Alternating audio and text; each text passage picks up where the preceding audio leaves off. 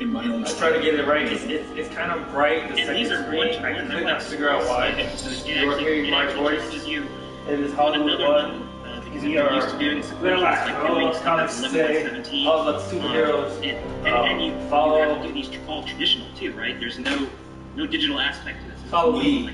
Hollywood on Twitch, on YouTube, Twitter. What I'm watching here on the bottom right hand corner.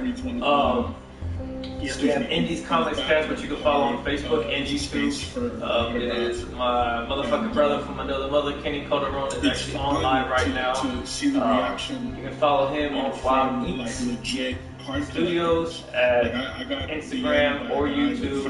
He is currently on a Comics Cast on YouTube for Undie Comic Cast. And you know, we're just chopping it up. I'm gonna let him do his thing, and we're gonna do our thing over here. But if you guys want to follow on YouTube, watch it. The live stream it is Undie Comics Cast. The feedback that I've gotten has been fantastic, and so I figured one of my friends play actually some found and y'all just some of my stuff on eBay. Listen to oh yeah. So that's up the interview, I guess. Yeah, it's gonna be a long one, fellas. Like, ladies and gents. I guess for me, from being and everyone else appreciator, when I go onto eBay, finding stuff for like artists that I follow, but I can't imagine what the feeling is when you've produced the art, you've got it out there. You randomly put in Kenny Calderon, and look, your sketch card is going there for you put obviously your blood, sweat, and tears in there. But I've heard stories. It's like, wow, I had no idea that little card could bring that much value. Like somebody would put it up there. I think it's still really cool, your story about getting that instant gratification when you're interacting with somebody personally when you do a commission. But it's got to be a high too to see your artwork on eBay and then just drawing in that extra money. But yeah, I think one of the peak moments was I had punched my name into eBay just out of curiosity, right? I found 4 of my Upper Deck cards. Ricardo. Ricardo's in the house. Okay. The beast from Brazil. Yes, that's right. I forgot. What did they call it? What did Phil call him? The dragon? I forgot what exactly. Wrestling name there. Ricardo the Dragon Silva. Yeah. But we just want to say hi to him because he's kind of like your partner there, or one of your studio mates at Legendary. Yes. But I don't want to interrupt. Go ahead and continue your story in terms of the eBay. Just to, out of curiosity, see what pops up. I saw a bunch of my Upper Deck cards, and I saw a sketch cover that I did back in like 2016, right. which was a sketch cover that I was very proud of. Right, it was a recreation of the Secret Wars George Perez cover, where it's Thanos holding the Infinity Gauntlet. Yes, right, with the Infinity Stones, and it's like death, and then Mephisto on the other side, and then the Avengers along the bottom. So I did a recreation of that with the modern MCU Avengers, right? And I saw it on eBay, TGC'd 9.8, going for like $2,000. What? I was absolutely mind blown. Absolutely. You're like going, maybe I should buy this if it's going for $2,000, It was CGC. Well, I mean, that's testament to your skill. Like I said, I've become a bigger fan once you shared me some of your art. And, we did the pre-show yesterday, and I got into your mind. We were talking about just superhero process. I think they want some about, your background. I got them all okay in the game. You mentioned in your pre-show, Do it. and we're gonna talk a little bit about this. Is the you've been to cons since I think you mentioned here since 2008. So you talked about that initial nervousness that you felt, but I'm sure that now we're in 2022. You know, I guess everybody kind of missed out on comics for the last 2 years. That's ramping up again. Do you still feel like you get those butterflies a little bit in terms of anticipation, in terms of like that nervous excitement? We will need or are you like calm and cool now, where somebody delivers you a request and you just go, the Joker is launching an all-out attack on a new special crimes building in the East End. Most of the police are at the launch celebrations tonight at the Legal Hotel, so the station is sometimes I get commissioned to do some, you know, some average stuff, you know, comic stuff, anime, manga stuff, right? But every so often, I'll get like the off-the-wall commission, something that's super off-the-cuff that I'm not I'm like going to trust you with a crucial mission. And the Joker is launching an all-out me a little attack on a new nervous. special crimes building in the East End. You know, Most of the police are at the launch the celebration tonight at the Legal Hotel, so the station is an open target. The client's face handle when the they Joker's get the artwork, clowns. like that's. I'll track down the Joker. Sometimes that's payment enough. You know what I mean? Like Exactly. I just did Puerto Rico Comic Con in April, and I got commissioned to do a portrait of one of the congoers and his wife. Like, what? Right then and there. That's gotta be pressure too. Yeah. Super pressure. I mean, you gotta do likeness. You have to do a likeness. I can't be there to You're work. just comic, character. But you see, exactly. I mean, I'm doing portraits. Recently, the SCU started applying experimental pixel-like but technology I to don't police do science. a lot of portraits now. Joker's taken it as a personal challenge. I was pleasantly surprised. Be on your guard. He'll be on his worst behavior tonight. And the thing was, the guy he was cosplaying one of the Mandalorian. He was cosplaying. He was full cosplay, but his wife was like this kind of man with plain clothes, like civilian, right? So You're like going. You put on a Mandalorian helmet too. That would be so much easier to do it like this. You know, but yeah, you're probably just. I'm not coming up with all this experience that I've had in middle school doing poker, doing cons since 2008, and you just got into it, right? Absolutely. I brought my fiance with me. She was very pleased with me. Hey. Yeah, we got Nathaniel Feely. He says here, love Kenny's art ever since I've been in one of those comic runs. I think we're gonna get a lot of comic runs targeting systems here.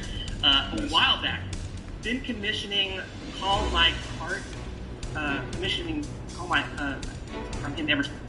Not exactly sure what that means, but I think it might have been he was just SCU is best of one of my longest running half of them are on the take. I get Don't you. be surprised They're always if they turn commission stuff from me. If I run into him at a con, he will always commission something from me. You know, he always has like these really interesting commissions that he'll ask for. Right? Like I did one of my favorite ones that I did for him was Shadow. But it was a full rap sketch cover of the Shadow. I love it, right? And my second thing that I did for him was the Legacy of Catwoman. So like it was a Catwoman sketch cover, but it was a full wrap of everyone that's portrayed Catwoman in media. So everyone from like Eartha Kitt, Julie Newmar, all the way up to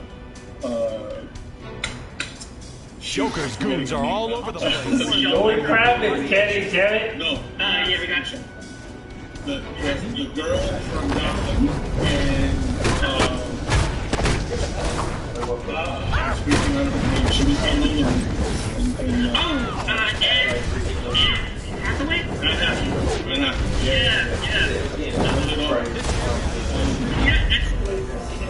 So you're trying to be like, George Perez here, and like, gotta put like all multiple characters, set multiple characters on a sketch cover. Of course, George Perez, I think he some of those pricing covers that he did where he had like hundreds of characters, but it's always impressive you can get like likenesses and get multiple, like in this case, iterations of Catwoman. But yeah, I wanted to like put out. There's another comic here. I want to show here. We got this from Undie Comic. Big shout out to my brother Kenny. Far Rock Love. I remember those portraits back in our school days. always been a fan, brother. Keep up the phenomenal art. That's so true. So yeah, we're getting a lot of your fans. I think you mentioned. I think there are probably people that have like walls of your art that they've gotten from commissions. Like, it's possible. You know, they got sketch covers. They're getting your stuff graded. And you do commissions. I'm sure that I don't even know if you were able to do a running tally of like 2008 how many commissions you've done at cons. But it's always impressive to show your versatility here. And when you did these cons, I think you want to like talk about. You mentioned this earlier in your order stories that you founded this company called Wild Inks. And Wild Inks, you said, was like the mantra, the mission was to do that variety, diversity in style, showing lots of different subjects. Everything from the animated books to the American comic scene. But I remember when you said to me, it's also like a group of artists that promote everything from like you said that street look, the urban look, thanks for clothing, saving me. fashion, even like musicians. You want to talk a little bit about this company that you founded and the group? So with Wild Inks, I have a couple of guys that under my brand, and they themselves are diverse artists, right? Like Mark Anthony Cherubin is a phenomenal photographer, but he also is an illustrator, graphic designer, graphic artist. He has like an incredible eye for design, right? So each one of us under the banner are like a Swiss Army knife of creativity. You know what I mean? I just wanted to pop up. Go ahead and tell your story. I just wanted to pop up some of these comments because there's a lot of love from your fan base. Yo! Represent. Steven watching this cast. There you go. I'm going. And the other one is who's an incredible journalist. Nikki, you just got shouted out because I forgot it was under your name. You name it, this guy's done it. He's another Swiss Army knife of creativity. So, it's something that we pride ourselves on regarding the diversity. They're after They put your YouTube on the screen. I thought I was done. Yeah. You came along. So that's the premise of Wild Inks. Being able to be diverse and be other things to all people, right? And we maintain that attitude of providing the tide. I love that. I love your philosophy, and we're going to talk about your process too a little bit later on when we actually do the live drawings. They're after the I'm curious, the name Wild Inks. Obviously, I get like the ink, incorporated as well as ink as talking to you. You're a penciler, you're a colorist, you're an inker, so I get that. But the wild thing, is that because you got a little bit of that wild side? Did you bring it down to Southern New York flavor? Did you bring it down to Florida and you're saying, we got a little bit of a wild? What is the meaning behind? So to break it down, wild, meaning that we follow all suits, like a wild card in a card game, Lucius Fox noted our highest grade armor is extremely energy efficient, despite its capabilities. One of the base mediums of communication. When you write something down, when you draw something, it's all ink at the end of the day. Yeah, make it official. You got to make it official. Ink your signature there. Exactly. To kind of separate myself from anyone else that would use ink and K, I went with X so that I went with A and X so that the X would be ambiguous. Also tying back to the diversity and being able to follow all sheets. I love it. I would never have drawn the parallel to like the cards or chants for that in terms of being able to be that unpredictable wild card. I think that's just really really neat. And the aspect of ambiguity, I like that. I would say it's like it just makes me think. I'm a little biased because I'm going to think comic comics, I'm gonna go. It's like X-Men. It's like the X Factor. It's like the unpredictable nature. It's like you bring that game that no one's expecting, and I like it. Such a neat message. Yeah, everything that you said in terms of like your philosophy to your process, keep it up, man. That is just so cool. And as I was talking, we were doing our arrangements. And as I was talking, you being an entrepreneur, you forming your own company, you being a talented illustrator, inker, colors. One thing that, we were just talking about the X-Men. I want to go like eat Professor X on you right here. You're a teacher. You're a mentor. So I'm going to call you Professor Kenny. You mentioned to me that, hey, we normally do my shows at 8 a.m. on Saturdays. Hey, can we move it to the afternoon because I got to teach.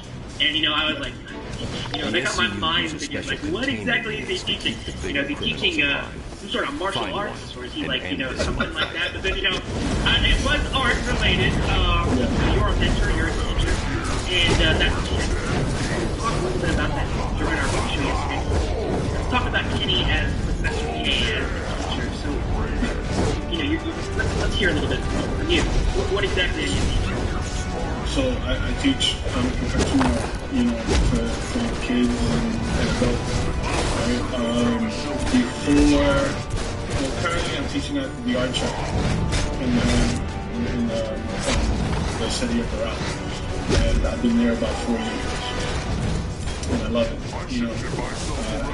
and my kids range from 8, I think my youngest is 8, and my oldest is about 23.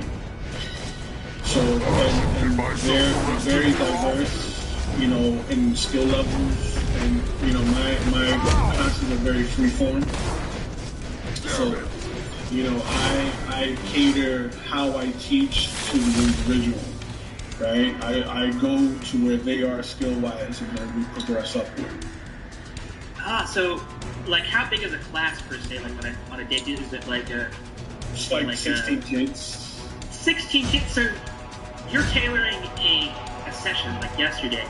It's not like you like throw like this umbrella like project, but then you go to each individual, like if there were 16, and sort of like talk to them individually about how to tackle what like an umbrella project, or it's like every member of that 16 person class, you give them that kind of one-on-one mentorship. Shoot, I need to move to Miami. I need to take this class. So let's Yeah, like describe like yesterday. So for example, yesterday, you've reached the I main have a young lady in my class. She's about 15. She's I noticed that her penmanship is excellent. Right? Like she's very free. She's building her composition. Right? For those that don't know, composition is how you organize the elements of her artwork on the page. Right? So it's kind of like setting the table before dinner. You know what I mean? Setting down the placemats. You know what I'm saying? The flat lay. Right. Gotta get the appetizer ready to go. I think that's exactly. What I'm talking. You're like, yep, ready to go. All right. So her composition was great. Her lines were really free, very sketchy. But then Joker's real target is the SCU launch celebration. Based on what I saw, I posed a challenge on. I am here to tell you that this will not be humanity's end. So that she conveys a very clear message to her audience. And she looked at me a little confused. I'm like, okay, pretend I'm not an artist, right? And I'm an admirer of your work. I love what you're doing, but based on what I'm seeing on this page, I can't tell what's what. So, this looks like one thing when you could interpret it as something else, or meant to have interpreted it as something else, right? So, I kind of coached her into like sort of cleaning up her lines, and, now we're doing ink work, right? Where she like hates doing ink work because she's compelled to sketch her lines, and I'm like, see now, you have to train yourself to throw the line in one stroke. You can choose to push the pen or drag the pen, but it's got to be done in one stroke. So I think this 15-year-old is me.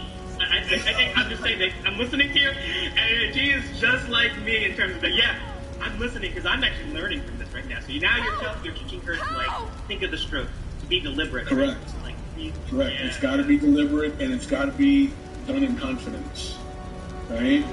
Because I'm pretty sure that you, as an appreciator of art, and anyone who's tuning into this now, who is an artist or a creator or an appreciator of the craft, you can tell when someone has phoned something in. You can tell when like they weren't 100%, you know, with their work. You know what I mean? Like they weren't into it, or they weren't. They were kind of shaky about it. So when it comes to inking, right? Inking is one of the more therapeutic parts of illustrating for me, right? So, you know, when I put the line down, I'm doing it with confidence, right? I have to say that not for me. That's like stress-inducing anxiety. I have to get to your level, but I understand what you're talking about because you mentioned confidence. It's like the loose sketch, even the tighter pencils. That's the exploratory stage. And when it gets to the inking stage, you've laid the foundation. I guess we're past the appetizer. We're going to the main course now. That's right. And this is for you. You talk about it being therapeutic. I need to get to that therapeutic level. That's where you're digging in there. So like, yeah, you're talking about the line. So like, let's hear about how you approach it. The hotel is swarming with Joker clowns and loaded with Joker toxin. Get through as quickly as you can. You know, when I build my composition, I know that like the other night when I was doing the legendary live stream, you know, there were some comments about my line art in the very beginning being very, very light. And it's because even now, with all the years that I have under my belt doing art, I'm very, very sketchy. I'm very loose when I'm building my composition. You guys will see it today, right? But when I'm happy with my composition, now I'll start to sort of pull my lines out of that composition. Remember, the people inside are SCU officers. Free so once I got my clean pencils in, you know, I'll start. You know, guys, if you want to check out all the artwork, please go to Undie Comics on YouTube or Facebook. I don't have a little better artwork beforehand. One, Kenny's done. Probably we were talking yesterday. I told you that not all of it is planned. I love DC. Not all of it is intentional. Joker's got I feel particularly with this piece, because of they're doing this thing on YouTube. One of my recent ones, it's Rita Farr from Blue.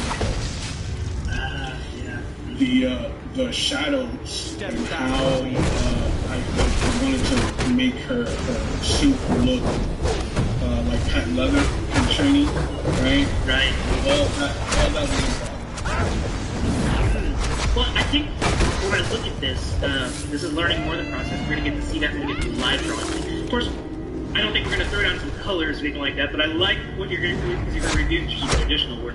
What I like about this piece, like I think what you're seeing here is you get that loose energy when you're doing the foundation, right? And then you're not necessarily thinking about like where the rendered light source is yet until you get to the, you know, you do your tiny pencils, and then when you get the inks, that's when you kind of decide. And it's more of like an organic thing. You're relying on kind of like the years of mastery, and the experience that you're calling upon, and then Lucius render Fox, like that internal light source. memo. Maybe The power armor is now aspect of it, or you know, maybe the inks get more assistance to mobile refined. units. You sort of like make that judgment right when you're starting. it kind of tells me, you know? Mm-hmm. It's like This is my best suit. The art's talking to you. That's what you're saying, right? It kind of tells me. So, for example, it's like using this piece as an example, right?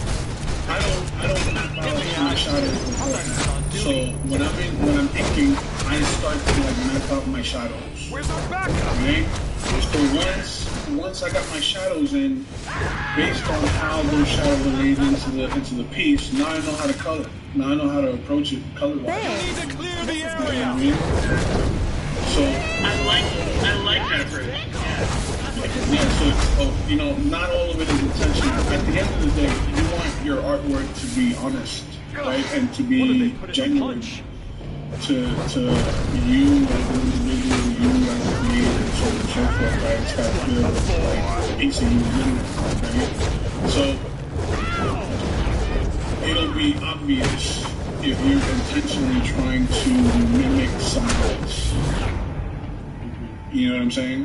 So yeah. I let it just kind of come to me. You know what I mean?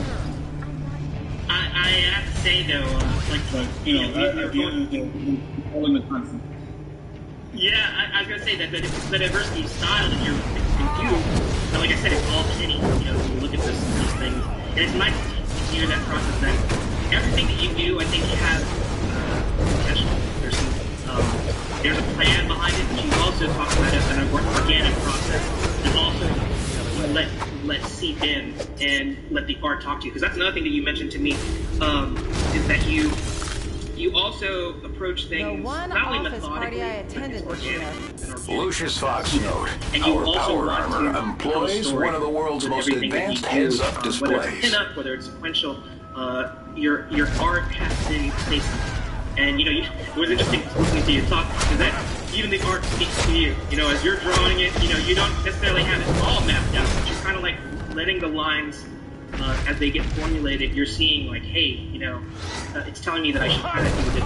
And it's like it's a perfect balance here that I'm hearing, is that there's a bit of planning, but there's also a bit of free form here, and I guess that just goes back to the Wild Inks, you know, mantra here in terms of the game. This is going to be such a I'm learning. You're teaching me, Sensei. I'm definitely listening to this. So you know, we're looking at the standard, and I mentioned yesterday we were doing. How nice of you to finally drop in. Yeah, you know, Let's get this is sort of like got to see a version of a ink piece. Everything invisible. I'm gonna be, since this is the show that I'm running, and I wanted to, like, you know, kind of go back to something I was particularly drawn to, and I can't remember if it was more of a recent one or an older one, but you know, I kept up. I mean, I wasn't like a super Green Arrow fan. You know, when they did the Arrow TV show with Stephen Amell. This is Lucius Fox for the Special Crimes Exobyte Research Team. As you know, Wayne Tech is Gotham's foremost technology arm. Our readings indicate these exobyte canisters contain concentrated information. I went back and read some of the older, Green Arrow stories. Everything's booby-trapped and rigged. Completely drawn to it. I looked at it because this, I think, is a perfect example of all the philosophy that we talked about earlier. And we also incorporate graphic design. You know, I'm buying it because I wish that I could say that I went more graphic design. I would be passionate about like doing the kind of art that you were doing. I was a graphic design, and I did it, and it's a perfect blend of that. Comic art, yeah, additional elements. It is primarily green, but you know, you've worked in color, imagery in there, but you put those arrows in that, which is the graphic design. And rather than, you know, you could have done all sorts of different backgrounds, but this to me is like, this is a poster or print, something that can be broken down into pictures. It speaks to me from a graphic design standpoint. So I have this up here. That's my impression. What was your thought behind doing this great illustration of Ollie here? And let's love it. So this was a commission piece. Right? The line. You need to get the There's always someone that wants to spoil everyone else's fun. It was commissioned in a full blank of Batman 24. So for those that aren't aware, the Batman 24 blanks were completely... Lucius Fox, internal memo. Congratulations, team, on successfully integrating the improved weapon systems. Commissioned for me to fulfill the role. Right? He gave me a character. And whatever was left over, he was like, you know, Kenny, you right? So GA was one of the characters that he commissioned. Nothing.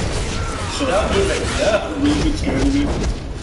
And around that time, my fiance had just bought the new big iPad, right? Yeah, so like the big 12 by 12 inch, yeah. The big 12 inch one, right? Yeah. And she got Procreate, and I wanted to try and that color in Procreate.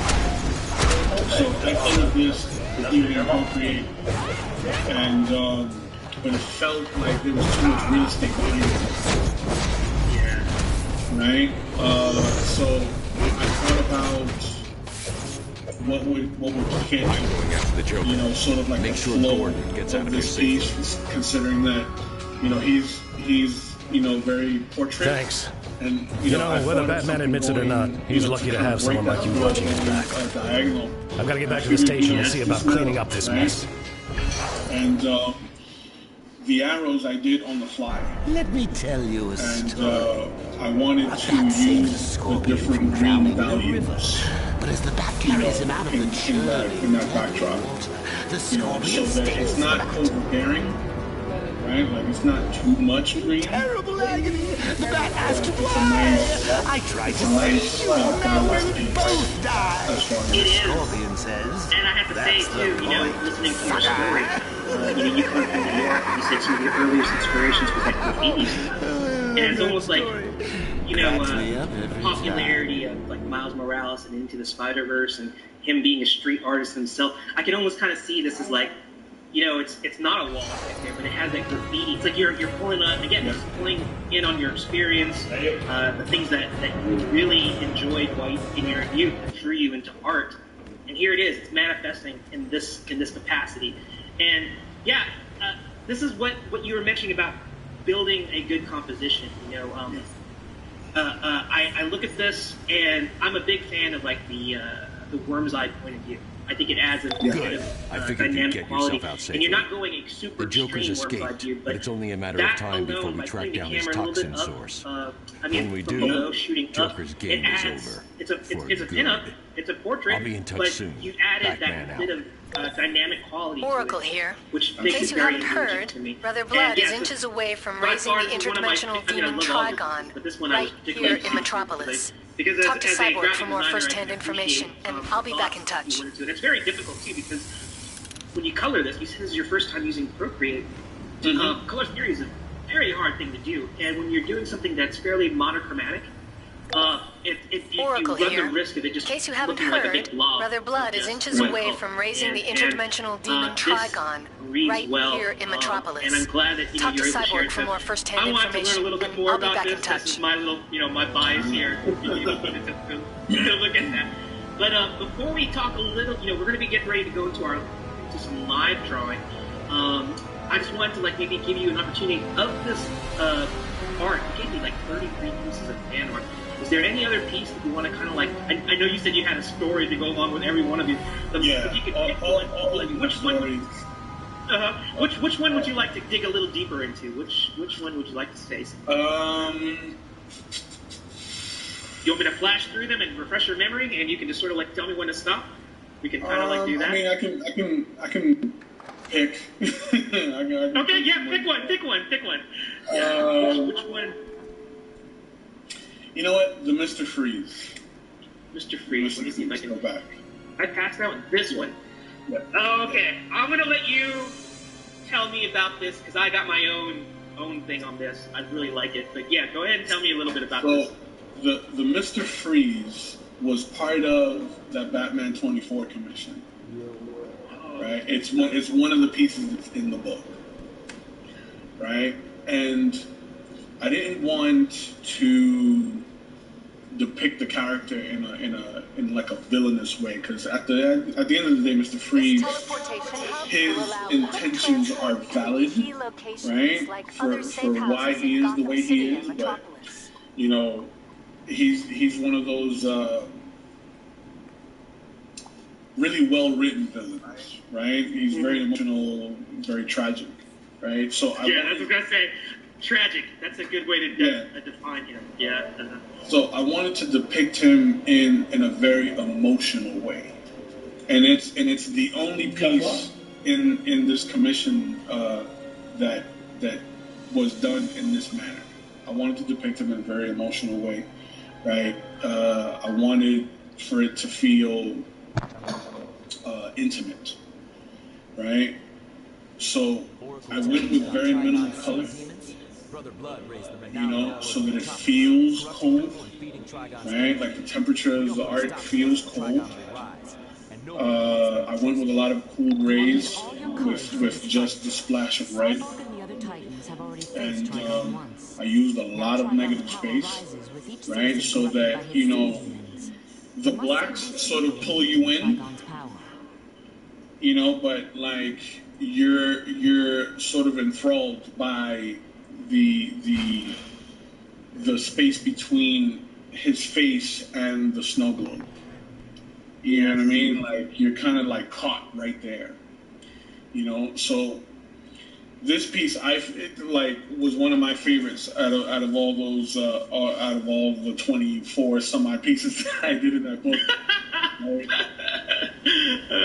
I have to say that when I look at this, it's everything that you said and more, because I think it has this nice. You mentioned about the color and the composition. You know, we have a Mr. Freeze, cold, mechanical.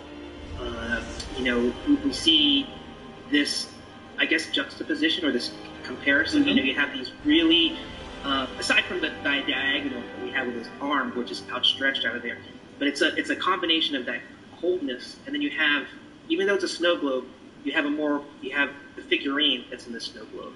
Yeah. And I think that's one of the things. It is tragic. You said there's emotion here. This is the storytelling that you were talking about. Absolutely. You know, using those shadows to kind of really allow the foundation of the composition to be there. But it tells the story. There's a sense of like loneliness. Yes. But the red there too. I have to say that the red was an interesting choice to me. I thought maybe like a cyan blue or something like electric blue. I think that would have been. I think that might be too cliche, but I kind of see the red too. You know, you chose red, and that red is a very passionate. So I think in the storytelling, you were maybe saying, well, this is his love, the tragic story of Mr. Freeze, and he's not. The red doesn't look like he's angry. It just looks like he's looking and he's longing for being reunited, you know, with his exactly that warmth that once was. Mm-hmm. You know what I mean? Oh my gosh! I just had to say, I wish that whoever that guy, the guy who commissioned you for that, he probably got a steal. I can't imagine what you charged him for it, but to have 24 pages of just stuff like this is quite amazing. You know, glad you got to share this you know, the story behind this. So I've really flashed through a lot of art here. I'm going to actually pop up the comment field one more time. I want people to know this. Not to go there just yet, but I want to show this. Right now I'm running with, this is how you can follow Kenny. Because you can see more artwork just like this. You can engage him, follow him, interact with him. I'm sure that Kenny would be more than happy to tell you the story, because you're not just going to get a beautiful illustration, there's going to be a story behind it. If you want to commission him, tell him that story. We can switch if you want. He can easily translate that to paper, whether it or digital. You know, he's very versatile doing that as well. But this is something that you can look for in all of Kenny's work. So note that. I'm going to pop that up later on. Before we get to the last part, I want to pop up the comments here. So because there are some people here that are just big fans of you here. So we got Keith Wade. Kenny is amazing, incredible artist that brings these worlds to life on the page. Amen. That is so true. But as powerful as his gift is, his character as a human being is just so strong, or just as strong. His ability to work with and inspire the people he works with is second to none.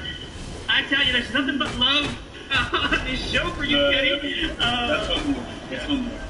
That's Keith. The writer-creator of Chronicles of Charmele's AWP. That's Keith. Yeah, and we heard of him. You know, you mentioned that in your origin story about these things. And so, you know what? Before we get to the live drawing, let's do some brief examples of some IPs, you know, that you've worked with. We're going to briefly show some of those things because I know I'm itching to get to that live drawing, but I just want to follow up on that, especially when we had that comment. So we showed the fan art, we showed the sketch cards. And so you said the Chronicles of Charmelaine. Yes, I didn't want to say it because I was going to mispronounce it for sure. But it's AWP. That's why I caught you. Exactly. Thanks for rescuing me. But here we go. We got AWP. It's a Warrior's Path. You mentioned that this was a novel, and yes. And you were approached by the author to take it to that next level. I think you said you did some illustrations for the novel, which are like the prequels, but you took it to that next level because now the further stories are going to be done in a comic form. So you want to talk a little bit about that accurate? For I think about almost a year. Keith had been like asking around for a comic book artist, and everyone kept saying, "You gotta go talk to Kenny. You gotta go talk to Kenny." Right? Until this is how small the world is. 6 degrees of separation. Keith is buddies with Creature Entertainment, which were at one point my studio mates, right? And I've been doing variant covers for them. He's been all around to all these different shows until he actually like shows up at an event, right? Like completely serendipitous, and runs into me, and he goes, "What's your name?" I'm like, "I'm Kenny Calderon." He goes, "Oh, you're the one I've been hearing about." Your reputation preceded yourself. You heard through the grapevine who you are, right? Yeah. So he took a look at my work. He dug what I was doing, and he told me about what he wanted to get off the ground. So A Warrior's Path is a novel that he wrote that's got a lot of influences in science fiction, Afrofuturism. So if the best way that I could describe it is kind of like Star Wars meets Black Panther, right? Where it does include some mysticism, but the main character is a female lead. So when he told me that, I was all over it, right? And when he shot me the script for the first book, I'm like, yeah, I'm all about this because it was like super violent and there was a lot of like action, right? And one thing that I love doing is sequential art of action. Like, yeah, you check this out. Because I love storyboarding the sequence in a way where it's plausible and convincing, right? So like. My mind, my lizard brain, like I love seeing things move in my head. So, it's already like a movie as I start storyboarding everything, and it feels like you can see this on the big screen. Absolutely. So that first one was fun as hell, and I'm currently wrapping up pages on issue 2 of Chronicles. So it's been a great ride. So you said you're working on issue 2. Is issue 1 available at those links that I heard earlier, or do they have to go to a certain site if they want to? They can go to awpthenovel.com. Okay, awpthenovel.com if you want to get issue 1. Because look at this. I think you had me at Star Wars plus Black Panther. Just like two great IPs and fused into one. I mean, I see this and it's like we talk about this during the pre-show. It's like there's plenty of artists that can really do a good pinup. And I think that. And there are plenty of artists that can actually, build a page, but can do a page where every panel has a story where you can take that pin up, make every panel sing, and tell a complete story. It's like, you were talking about your lizard brain. I kind of laughed at that because your lizard brain is awesome lizard brain because you're looking at this from almost, like I think with comic book artists, it's like it's not as appreciated art form as it should be. Because when you're building a sequential page, you are the director. You're controlling those camera angles, and I think that's why, especially even if you look at some of the successful Marvel movies, DC movies, especially ones that kind of adapt stories that were done by comic, kind of been explored by comic artists, in the last decade, right. You will see like frames that are almost taking me verbatim from the sequential, from the sequential comic that's based from. And I look at this too. I think that I can say this. I can hear his power. There's the AWP. What up, boy? What up, boy? What up, boy? Who knows what this was like? It's like they're that gonna. was funny. I heard your power before you showed up. We love what you did in there. Help us storyboard. Let's help us get that, because we want to recreate that frame that you did here. This is uber vital. That's one of the reasons why I love the Daredevil Netflix show so much, because one of the very, very first comics I ever read, one of the very, very first ones, was Frank Miller's run on Man Without Fear. Okay? Yay! That was Kenny's talking about Daredevil. Right? And his use of light and shadows and just, the way he would depict the fight set pieces, I was completely enthralled in it. So I bring a lot of my influences into how I do comic art, right? So with each page, anyone who's worked with me knows I'm very meticulous on how I storyboard and lay out my panels. Simply because, depending on what's going on in that scene, right? You guys, as the reader, should feel, not just read it, but like feel the momentum, the aggression. If it's something chaotic, you should feel that chaos, right? As you're progressing through the panel art. So I feel this. I feel this. Yeah. Okay, keep on going. Alright, gotta destroy one more stand.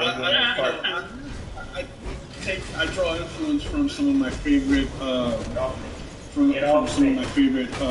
books as well as artists, right? Like one of the more outstanding examples of panel art control of page flow was the death of Superman. Yeah. Right? So, when Superman's going to blows with Doomsday in the very beginning of the death of Superman, right? You had the typical 7-panel minimum, right? In the very beginning as they were going to blows. But as the fight grew more intense, right, the art gets more intimate, it's more visceral, and you see less panels on the page. So it's like the reader has time to breathe, to absorb what's going on. You see what I'm saying? And then it turns into full page splashes, 2-page splashes. You see what I'm saying? So like the impact resonates with the reader. You know what I mean? So like I tell my kids in class all the time that everything in comics is done intentionally. None of it is an accident. I like what you're talking about, because we're getting a little bit of Masterclass 101 with Professor K here, talking about analyzing the death of Superman, because it's translating. You see like these shots, these sequentials that you're taking some of that same I actually have that comic mentality, that same formula, that comic where Superman died. And that's the beauty of sequential art. Unless you have like a bunch of Mona Lisas all lined up and they're telling a story, you're not going to get that same thing with a sequential story with panels, because we talked about that too. Like, it's not only what's inside the panel, it's how the panels are arranged, how the panels are shaped. If you decide to break the panel, and these are the complexities of sequential art. And I have to say, even like looking at this, these are just really good examples of what Kenny brings to the table when he's thinking, when he's thinking as the director, composing his pages. So here we got AWP, Warrior's Path, but we're also going to talk about this, which is also another brilliant IP that you were asked to help with and do character designs and sequentials. Yes. You want to talk a little bit about this? I'm going to let you hand the mic back to you and tell us about this. So this is Grace Flynn. It's written by Kafalson, who's an incredible fantasy writer. I actually ran into him at a con, and the next slide is the piece that he commissioned me to do at that con. So that was the first time I've ever drawn his character. And, you know, it resonated with him so much that he's like, this is the guy, I need him to, like, do my first comic. So, on the Crimson Scarver, it's about 40 pages long. I did pencils on the first 20 pages, and I worked with inkers Steve Leidick, who, you know, is very well known in the con circuit. For the second 10, it was Peter Palmiotti, who's, you know, famed DC, Marvel, and I heard a name. Artist, right? And for the last 20 pages, I penciled. You think we can do it? So, you know, a lot of this, well, particularly this story was given to me in prose. It wasn't broken down in a script. Let's go. So, yeah. So that's a challenge in itself. Yeah. It was fun. I mean, because he gave it to me and he said, hey, let me know what you think about the story. He just wanted my feedback. So as I read through it, I'm like, Phil, you know, his name is Phil. So I was like, Phil, you know, this would make a great book. This would make a great comic. Because, like, I can see the panels as I'm reading this. So he's like, if you think it would work well, go for it. Right? So, you know, I immediately started to, through the paragraphs, started storyboarding the showcased in panels. I have to say, it totally makes sense now, because we've gone from AWP, where we just showed like this, use the word visceral.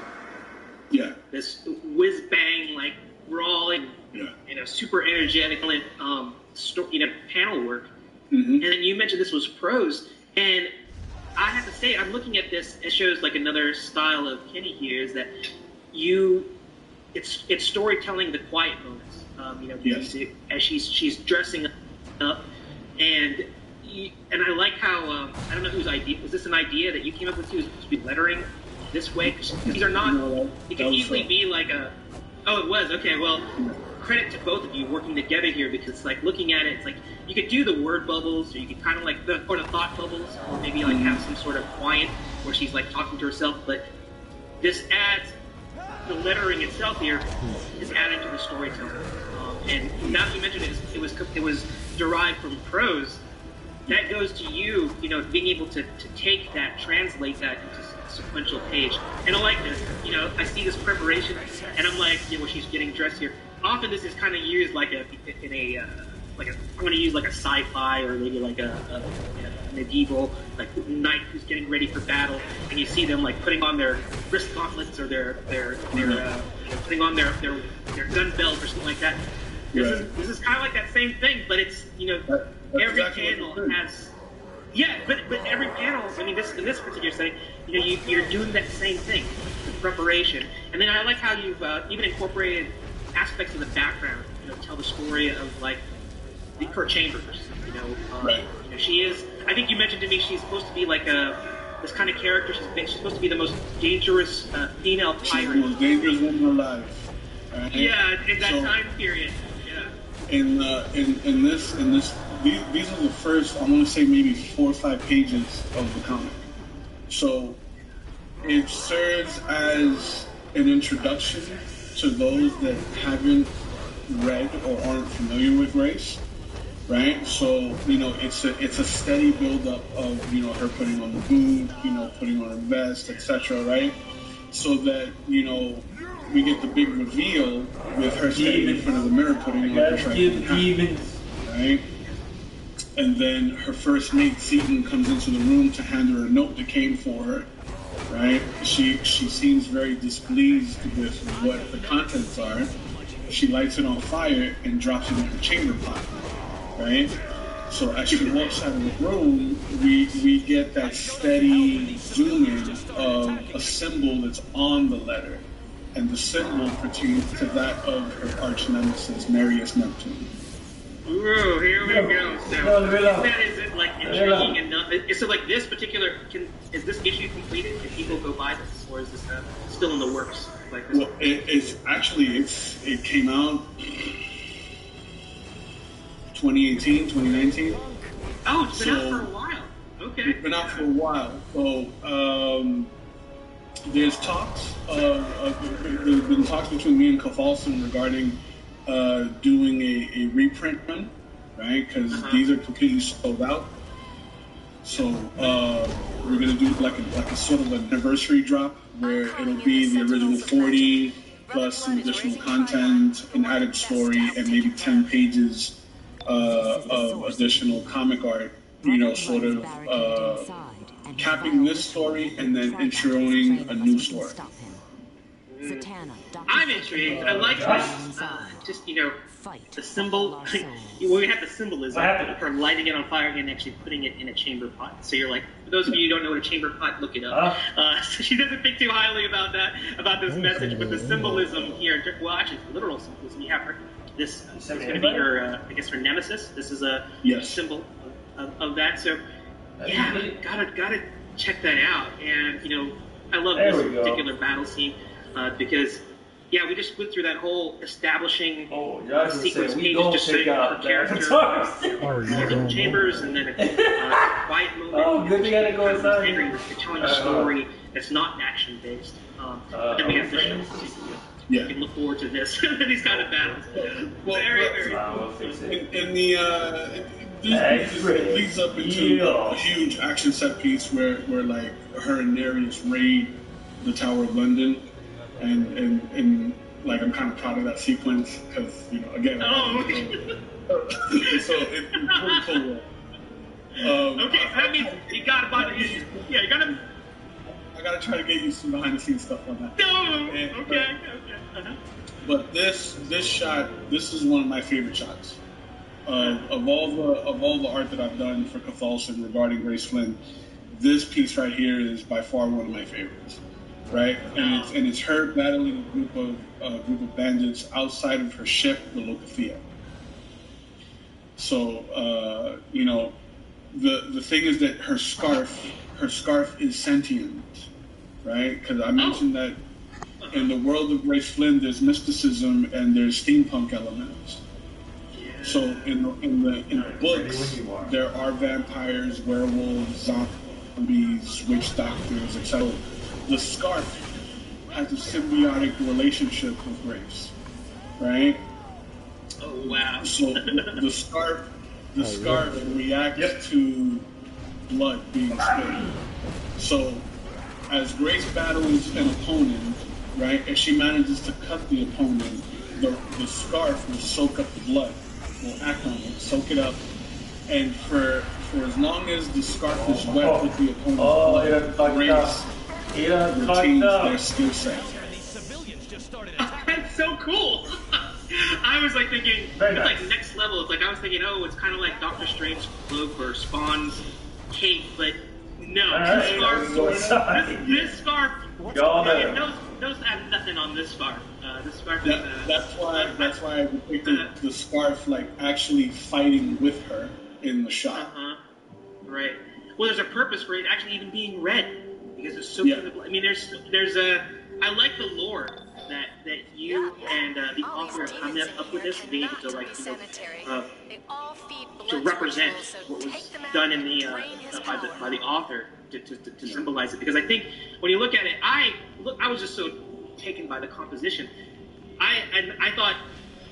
You know, she was just like kind of like whipping it around, like, you know, you watch like a Chinese martial arts movie, they can use any like clothing as a weapon, and I was thinking, well, maybe that's like, you know, that's a kind of stylized choice. But now that you're talking about it being sensitive, it's just like another level to it. But yeah, incredible.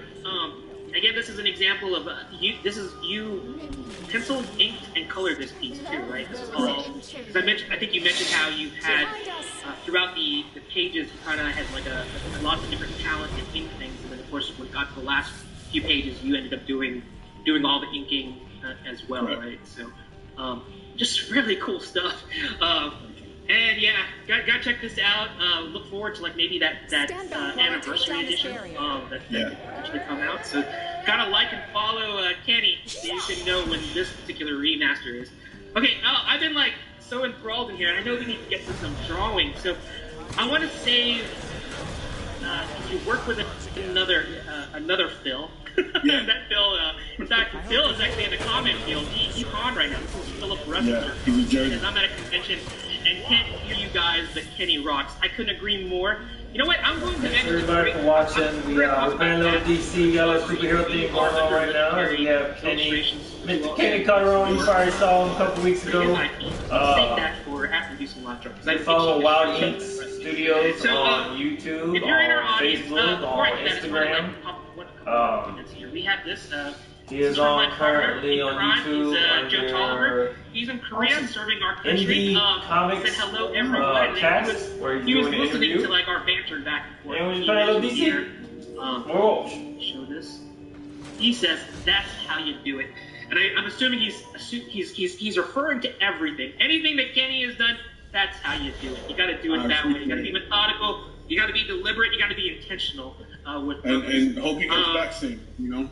yeah. We're all praying for him there. He's just beginning his. I think he's going to be there for a year. So, Comics Cast, and we're going to be representing on both sides of the planet. You know, me here in the United States, him in Korea, but through the wonders of the internet, we can make it happen. So, if you're in our audience, this is the part of the show that's a little bit different from other normal interviews.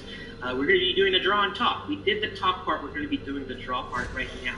So, the first subject that we're going to do, we're going to get to see Kenny do his magic. We talked yesterday. We are going to be doing Mike McNolan's. I got the inside scoop. I know what he's drawing. And I believe this was something that was suggested to him, to Kenny, like maybe on some other, other shows. And I think he's been wanting to do his version of Hellboy. We're going to listen to a little bit about Kenny's, his reason for wanting to do this. You know, maybe there's some hidden secrets or stories that he wants to talk about. You know, how Mike Mignola influenced him, or Hellboy. You know, like why the Hellboy is so significant to him. But I want to encourage our audience to draw along with us. If you're out there, post it or let me know in the comment field that you're going to be doing it, and then post it to our sister page, which is the Art Show on Facebook, and that way I can share it.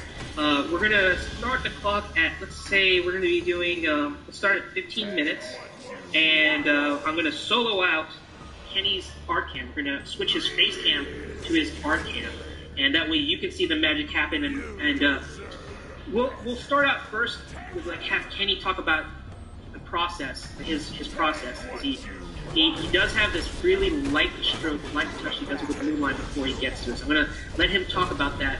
And then later on, after he's done that, we'll talk about Hellboy, you know, what this character is to Kenny. So Kenny, if you want to go ahead and switch to your art cam, I'm going to slow that out. And I'm going to be drawing along with him, and I will start the clock once we get all those cams ready to go. And hopefully there'll be some audience participation, and we can share your art and get a little bit of feedback from Kenny. And we're going to have some fun. So, if you don't know who Hellboy is, just do your Google search. There's plenty of artists that have done interpretations of it. You know, there's the movie version. I think there's 2 movie versions of him. And, you know, of course, Mike Mignola, he did his take on it. Very cool, very iconic, geometric, positive, negative, noir look. But yeah, let's go from there. All right, so let me solo out your cam. And I'm going to let Kenny talk a little bit about his process. And the clock starts right now. So with every drawing, as I mentioned, I like to use a non-photo blue just because I'm really sketchy when I'm building my composition. So in the composition phase, I just kind of want to organize where everything is going to go, you know, right before I start laying in my my clean pencil lines, right? Mm-hmm. So in this phase, you know, I have the freedom to kind of just test out how it feels. You know, I'm not tied or tethered to anything in this phase. But before I approach it, I almost always have like an idea of what posture I want to put the character in, or what kind of composition I want to work on. So in this case, I want to do sort of a Hellboy, you know, holding his pistol, you know, so that I can exemplify the big stone fist, right, in the shot, and then sort of have like his trench coat sort of bellowing, right, and then, you know, show a bit of his tail in the back. But although, yeah, like I'm a big fan of anything that's noir, right? So I draw inspiration from Frank Miller's work, you know, his Sin City stuff, his Daredevil stuff, Mike Mignola, of course, right? Just anything in that vein, like even like the noir Spider-Man books were done really well. I just love the use of light and shadow, you know, when it's done expertly. I even dug the Batman black and white books, right? Those were great. Yeah, they weren't written exceptionally well, but I really liked the use of black and white. You know what I mean? Mm-hmm. So sometimes you just gotta appreciate the art. Sometimes I follow artists.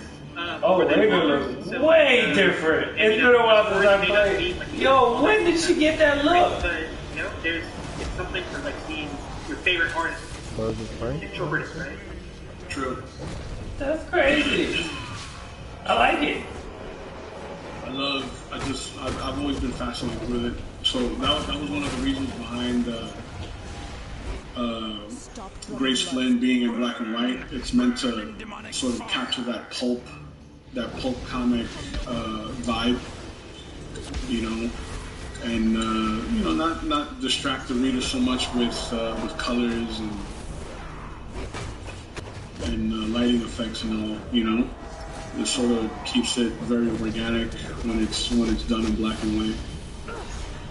I'm just gonna blow through this really quick, right, so I can get into some clean pencils. Right? I don't want to linger on this part too long, but I'm gonna do this Hellboy in my style, as they say.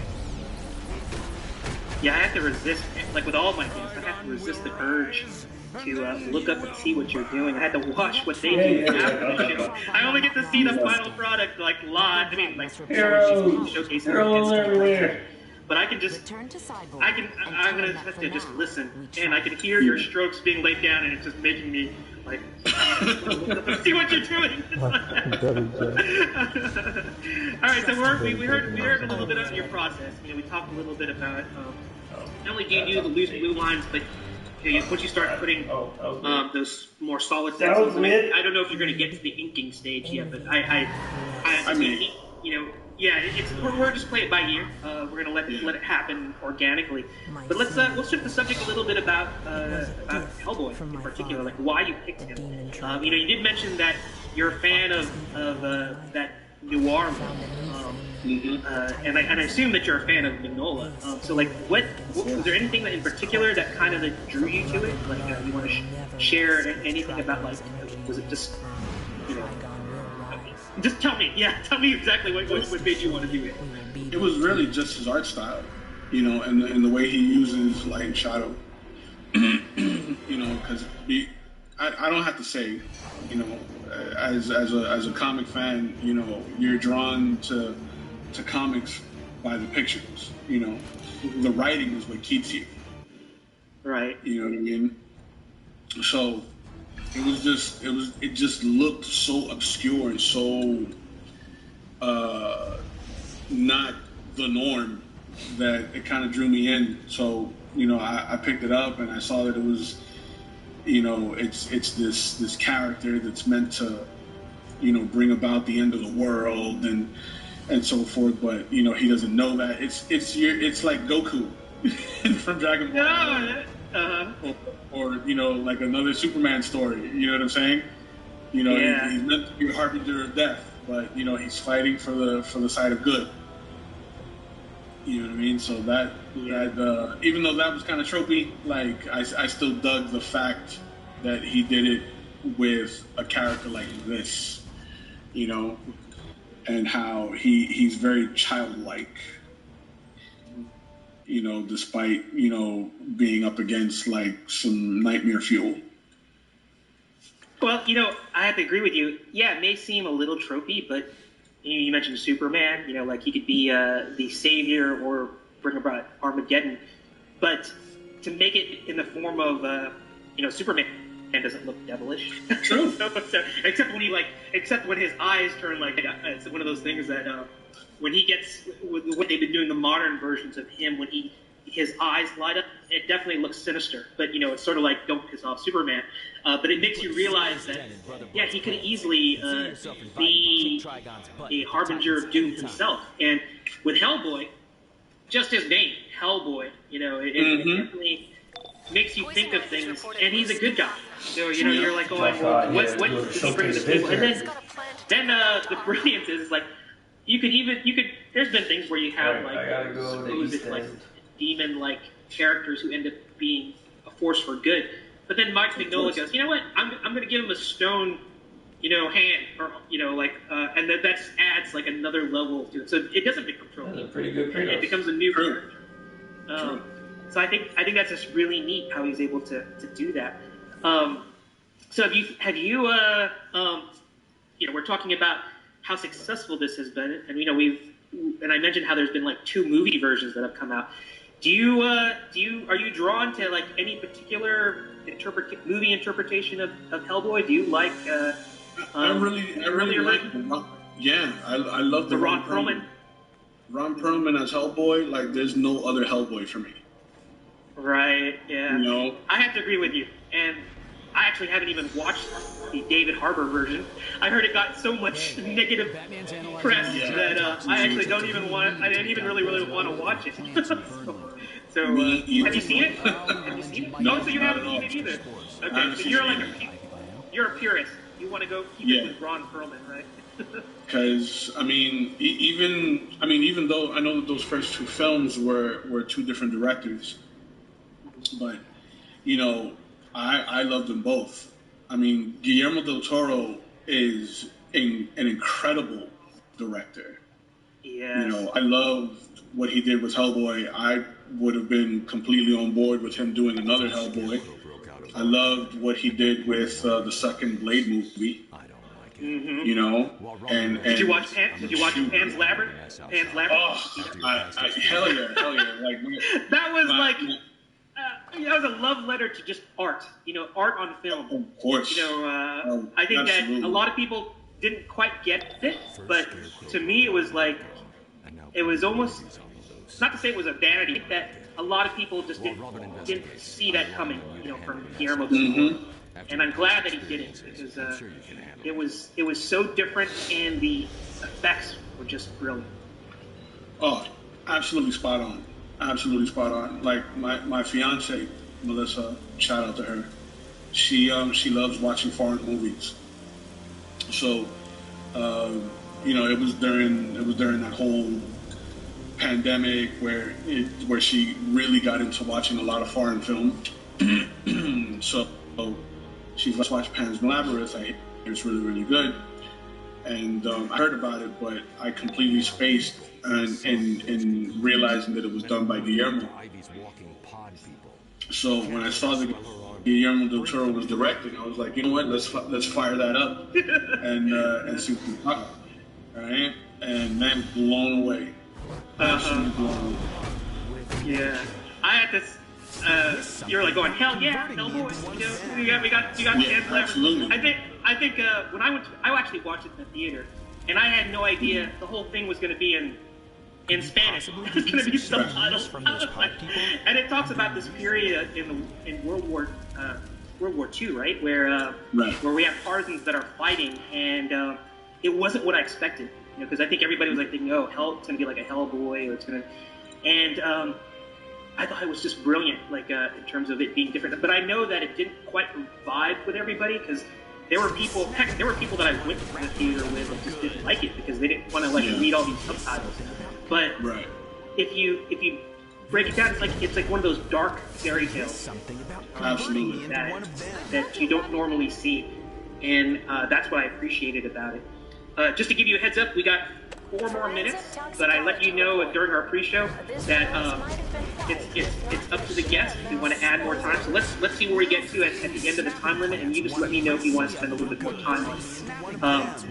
But getting back to the subject about Hellboy and Pan's Labyrinth, I'm trying to think what.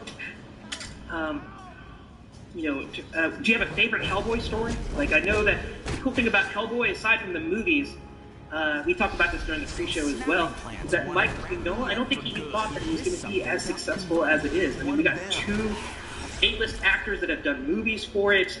It's a part of the pulp culture lexicon. You know, people know who Hellboy is. And I think he wrote his stories to be kind of like short stories, because he didn't know if they were going to go anywhere. They weren't these complex, like George Lucas space operas where there was going to be like multiple movies. He just sort of said, hey, if it works, it works. If it doesn't, then, no harm lost. But he does anthology-style stories where he does shorter. Do you have a particular one that you like, or that you do? Not off the top of my head. I mean, I enjoy, I'm more of a visual guy. So, if the visuals are captivating to me, like it's won 70% of the battle right there. I like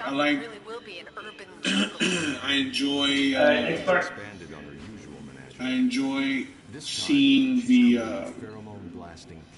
creative ways in which creators will sort of get their main characters out of particular jams, you know what I'm saying, in like creative ways, you know what I'm saying? So like seeing how he would be able to like, defeat like a mythological beast using his stone hand and a gun, like that's always like fun for me, Right. It depends on my mood. It depends on my mood. Sometimes I'm in like. Sometimes I just want a John Woo kind of like story with dubs, and then yeah.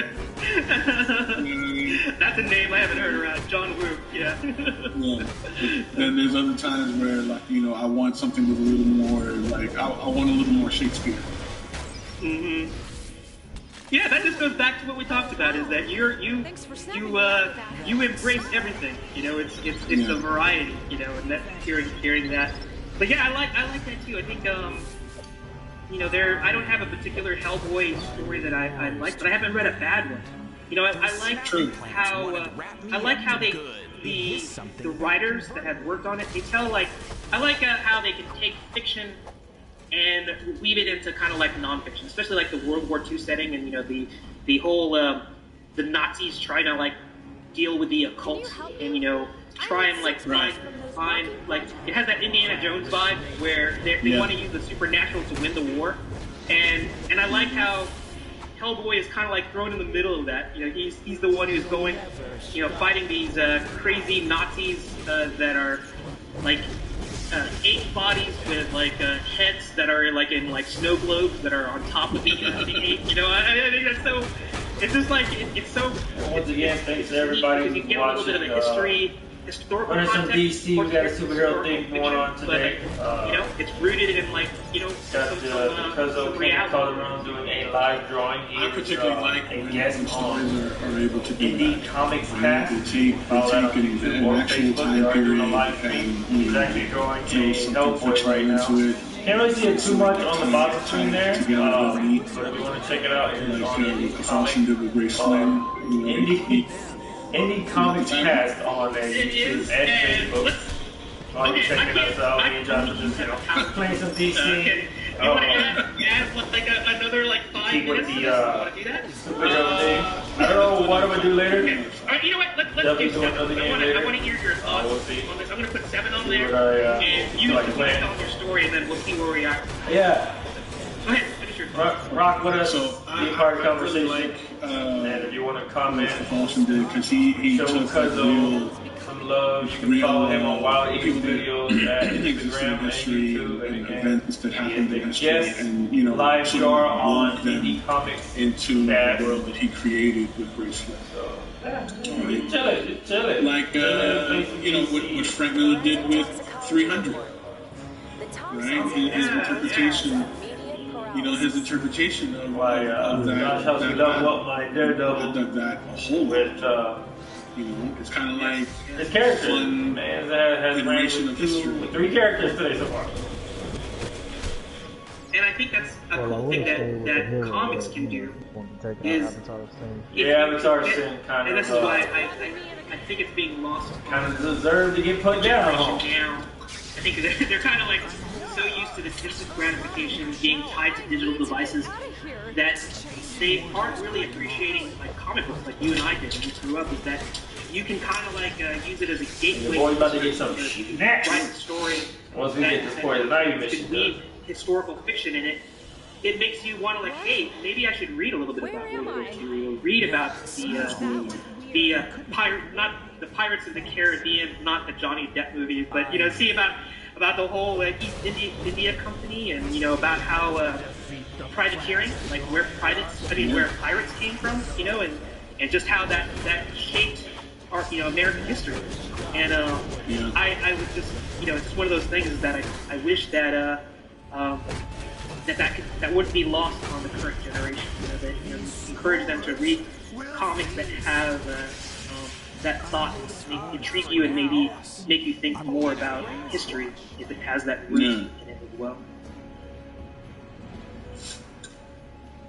I know we kind of hit the tangent there. I guess. Were you a fan of Pirates of the Caribbean? Did you like? I did. I mean, I'm not. I'll be the first one to admit that I'm not a huge supporter of Disney movies. We can have another show about that. We can talk a little bit about that a little later on. So. I'm not a huge supporter of Disney movies, but when it was one night that I'm sitting in my apartment and it was like there was nothing to watch. It was late night. It was on, and I figured, what the hell, let me watch it, and it was actually a pretty good time. Yeah. A pretty good time. I won't even.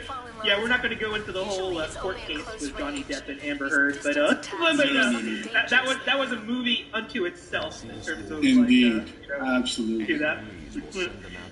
But yeah, that definitely. I watched them. I enjoyed. I think the first 2 movies, and then it kind of like just went. I gotta take out a few more of the flight traps. What they were kind of doing with it, and it just went all over the place. I just decided, well, that's not. I just wasn't feeling it at that point.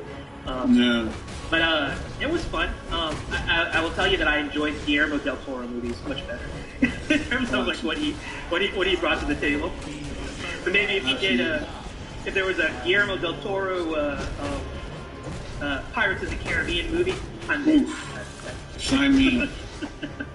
Yeah, have you ever watched The Strain? No, that was the Strain. That's kind of like a vampire Guillermo del Toro movie, right? No, heard good things about it. Effects. So you want to talk about like why you obviously you loved it, right? I mean, it was really absolutely cool. Left an impression on you too. Yeah, simply because of what Guillermo did with like the lore of the vampire, right? Like he took the mysticism sort of out of the vampire, right? And he explains it in a way where it's a virus, or like I guess lack of a better phrase, it's kind of like a herpes, right? It's a vampire herpes. Yeah, it's a vampire herpes where like once it infects you, it's a worm that changes you like physically from the inside out. So like your reproductive organs like fall off, so that you're like this. So you're sexless, basically. right? Right. And the only way you reproduce is by creating more vampire, by feeding or spreading the worm. Mm-hmm. You see what I'm saying? So I'm intrigued. It was a really, really cool premise. Hence why it's called the strain, because it's like a virus, right? It started off with this creature that was infecting its victims in like Transylvania. Mm-hmm. You know what I mean? So it did have like its vulnerabilities that were part of like the vampire legend, but it had a scientific explanation behind it. You know, kind of like if Christopher Nolan did a vampire movie where he tried to base it in reality, kind of like some real, real scientific explanations for something that has always been kind of like a supernatural aspect to it, right? Exactly. So that's what I love about the strain a lot. I'm gonna have to look that up. It's good. It's on FX. Okay, I'm gonna do that. Okay, so just to let you know, we have 1 minute to go. Okay. So I'm just gonna try and make my lines a little bit more. My lines are kind of wonky, so I just need to try and darken them up so that they can be seen a little bit better. So just a heads up to our audience: if you are drawing, I see that there was at least one. I think Brian Acosta said he's drawing along with us, so we're looking forward to seeing that. If there is anybody that wants to draw along with us, let me know in the comments field and then post it to the art show, and I'll be more than happy to share that with our viewing audience. Let check it out, and we'll go from there. All right, so approaching 30 seconds. Yeah, I'm just gonna be nice and free with some of the little bit of the ink I was able to put in there. Yeah, and I just want to let, like I told you, Kenny, it's like you don't have to do anything so super finished. We just wanted to let our audience see the magic happen, and then I want to let the audience know that if Kenny wants to finish it, he's going to share it with us, and we can post it to the Comics Cast page, our sister page on the art show, and then you can see the more finished artwork if Kenny wants to take it to that next level. Yeah, absolutely. Okay. All right, so I'm gonna want to keep on messing with it, but I'm gonna put my pencil down, and I'm going to avert my eyes until you tell me that you're ready to show your piece. You can look at it. I mean, since Robin hasn't reported back. It's not super finished, but I'm going to do a little bit with it. Yeah, and you know what? This is what I witnessed this last on Friday when I saw the legendary live draw. This is something that I see with Kenny's artwork. It's I see the foundation, I see what's there, and there's a story already being built in here. It's what is he? I almost feel like he's perched on a rooftop. It's almost like doing a Batman. Where he's looking over there. It's we could throw some gargoyles in the background, maybe some more gothic. Right, what if Hellboy? My narrative is when I look at this, it's what if Hellboy dropped into Gotham, and he's kind of doing this whole it'd be kind of neat if here's my story. I look at this and it's Cthulhu comes to Gotham. And Hellboy shows up to help Batman, and this is I see him stalking, and it's Cthulhu has possessed somebody. So it's not he's this big tentacle-headed god, demigod or whatever yet, but he's kind of this. You're talking about the strain with infection. So this is a story in the making. I can already tell from this is just going to be epic in terms of what you're doing. You heard it here first. Yeah, we heard it here first. That was me on the fly coming up with a story that I see in it. This is what's important. I think when I look at Kenny's artwork, it's it's so impressionable on me that I want to think what story is Kenny trying to tell in this art. So. That was my take on it. I don't know if that's what you were saying, Kenny, but that's my story and I'm sticking to it. Okay, so I'm going to leave your cam on there for a moment. I'm going to go to our art show page and see if I can find Brian's work, see if anybody drew along with us. So feel free to keep on drawing while I look and see, while I look for see if anybody drew along with us. Because, like I said, it's all about seeing the magic happen. You're definitely seeing some really illustration magic here from Kenny, and I'm just super impressed. Oh yes, we got 2 people that drew along with us.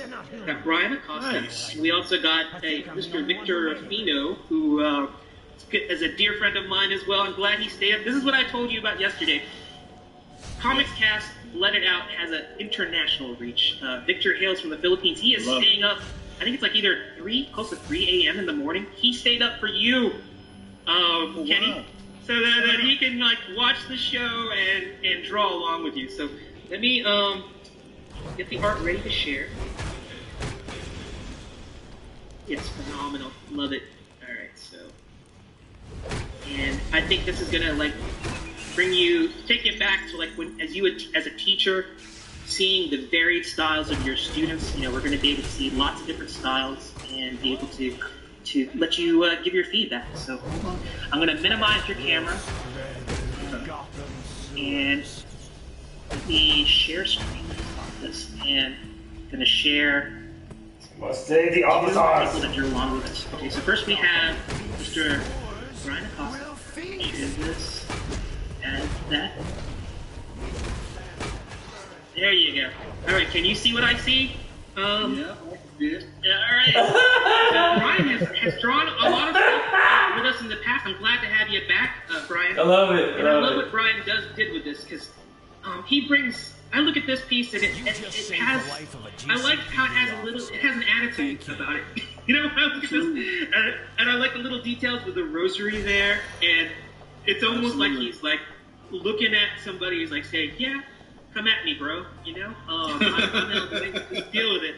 And I like, Brian, I like what you did with it, because I also did a horned version of Hellboy. I remember when I first saw the drawings of Hellboy, it was intriguing, because I thought he had goggles. Like he had like goggles on his forehead, but there was horn that he shears off, because if you watch the Hellboy movies or you read the comics, you realize that he's a conflicted character. He was raised to be good. So he's trying to hide his demonic characteristics to the point that he shaves off his horns, and because he wants to deny that conception that he's going to be evil, and he does it to the point where he physically changes himself. And I thought that was brilliant. But yeah, Brian, great job. What do you think about this one? You want to like give a little bit of your thoughts on this? I think it a lot. I think he's, you know, as I mentioned before, conveying a very clear message, right? So there's a lot of little context clues that obviously identify him as Hellboy, right? And it's got that come at me bro attitude. Come at me bro attitude. Exactly. And I like it. It's like he kind of looked at it like his horn is being broken off. So I don't know if he like swung the sword around and cut off his horn and then propped it up behind him. Like he's so quick that he can cut off his own horn and then prop it up behind his back. I'm not sure, but I do like how he did that. And then let's look at Victor Ruffino. I love Victor's work. He did this really quickly. That's fire. What are your thoughts on this one? Right there. I dig that. Yeah, that's really fresh. I dig it. I like how he's used to like better on that one. Yes, that's what I was gonna like. To mention is that he adds simple things about. I didn't even sound way better now. Putting that. For those who don't know, I didn't used to be green. Yeah, like gave her a little upgrade. Nice energy about it. But very, very cool. So thank you, Victor. Thank you, Brian. Minimize that. Alright, so I'm going to share my cam real quick, and then we're going to move to our next live drawing. So share. I think I'd be able to do this on the fly, but I kind of have to like, oh, there's so many buttons to click. Alright, so here we go. So this is my quick and dirty version of Hellboy. Oh. Ooh. See that? So Thank you. I was like, you were talking about your Green Arrow and how you utilize that worm's eye view. I'm a big fan of that, so I kind of wanted to do that too, and emphasize, just hyper exaggerate that perspective where you see his stone fist. But I put the horns on there for fun and a little flaming crown. He's about ready to I don't know, go fight whatever demon, and then he's going to rip off his horns too and say that he's on the side of it. So very fun. Thank you so much, and I had a great time with this. So let me get rid of this real quick. And I don't know if you want to switch to your face cam real quick. Let's talk about our next. So that way we can talk about our next drawing. And you know what? I got so excited talking to you that our big master plan to get some audience participation, I didn't get a chance to announce it when we were drawing Hellboy. So, but you know what? Let's go ahead and throw that out there right now. Whoever's in the audience, we're just gonna take I guess whoever wants to reply to this like in the next minute or so. We wanted to come back to I used to have a co-host. The last few shows I haven't been able to have a co-host, but we wanted to incorporate a co-host challenge type of characteristics into this challenge, where we kind of encourage some audience participation. So that being said, if we can get somebody in the audience to let us know what we're going to be drawing. This game first drop. Kenny after our pre-show, Kenny wrote on a sheet of paper a genre, any genre, like science fiction or steampunk or sci-fi, I don't know, anything. And I did the same thing. And this is where the audience can kind of come in here. We're going to do a fusion audience challenge. So if you're in the audience, and that goes, I think we got some people that just joined in here. We got, we got Marius, and then we got another Filipino representation here. Stayed up late to watch you, Kenny. We got Saman Kucher, and Brian, you're out there. Joe, you're out there. Anybody who's out there, we would like you to just recommend a character of your choice. We would like Kenny and I to kind of do an interpretation of it. And the spin is that when you give us that character, we're going to fuse it with the genres that a genre that Kenny picked and a genre that I picked. Ooh. So it's going to be super cool, I think. I hope we don't get crazy characters that we don't know about, or maybe don't lend themselves well to fusing with the two genres that we came up with. But you know what? If that happens, that happens. Oh, okay. Joe Tolliver chimed in. He's our first one. We're gonna we're gonna give it a few more seconds so that way we're gonna show them up there. So we got Joshua, pick Mega Man. Black Adam. All right, so we're gonna wait another let's say another minute to get some. Okay, that works. I can't time it right now. And how you doing, Sarah? I like Predator. Sarah's on the show. She's another one of our artists from Egypt. Hails from Egypt and has been on our show, Kenny, draw along. So hopefully Sarah can join us for this next drawing challenge. Oh, she's so sorry I can't draw today since I am fever. Oh, I hope you get better. No. I heard that you were under the weather. Sarah, I wish you well. I hope you feel better and get over the corona flu. We miss you. We're just glad that you could chime in here. All right, so we have another 20 seconds for anybody to chime in, and if not, we're going to be doing a Black Adam. So let's see what happens. I just realized where our background is that back in there. There we go. Like that weird ambient red rays of light in the background. All right, so I'm going in the chat. Okay, we got Jay Massey who says Predator. Oh my gosh, those are good choices. Okay, so we've done the minute. Okay, so Kenny, you are my guest today, so I'm gonna let you pick between Black Adam and the Predator, and then after that we're going to reveal the two genres the genre that I wrote down and the genre you did, and so we're going to fuse all that together for our last drawing challenge. So who would you rather do, Black Adam or the Predator? Somehow that's worse. Both of those are awesome.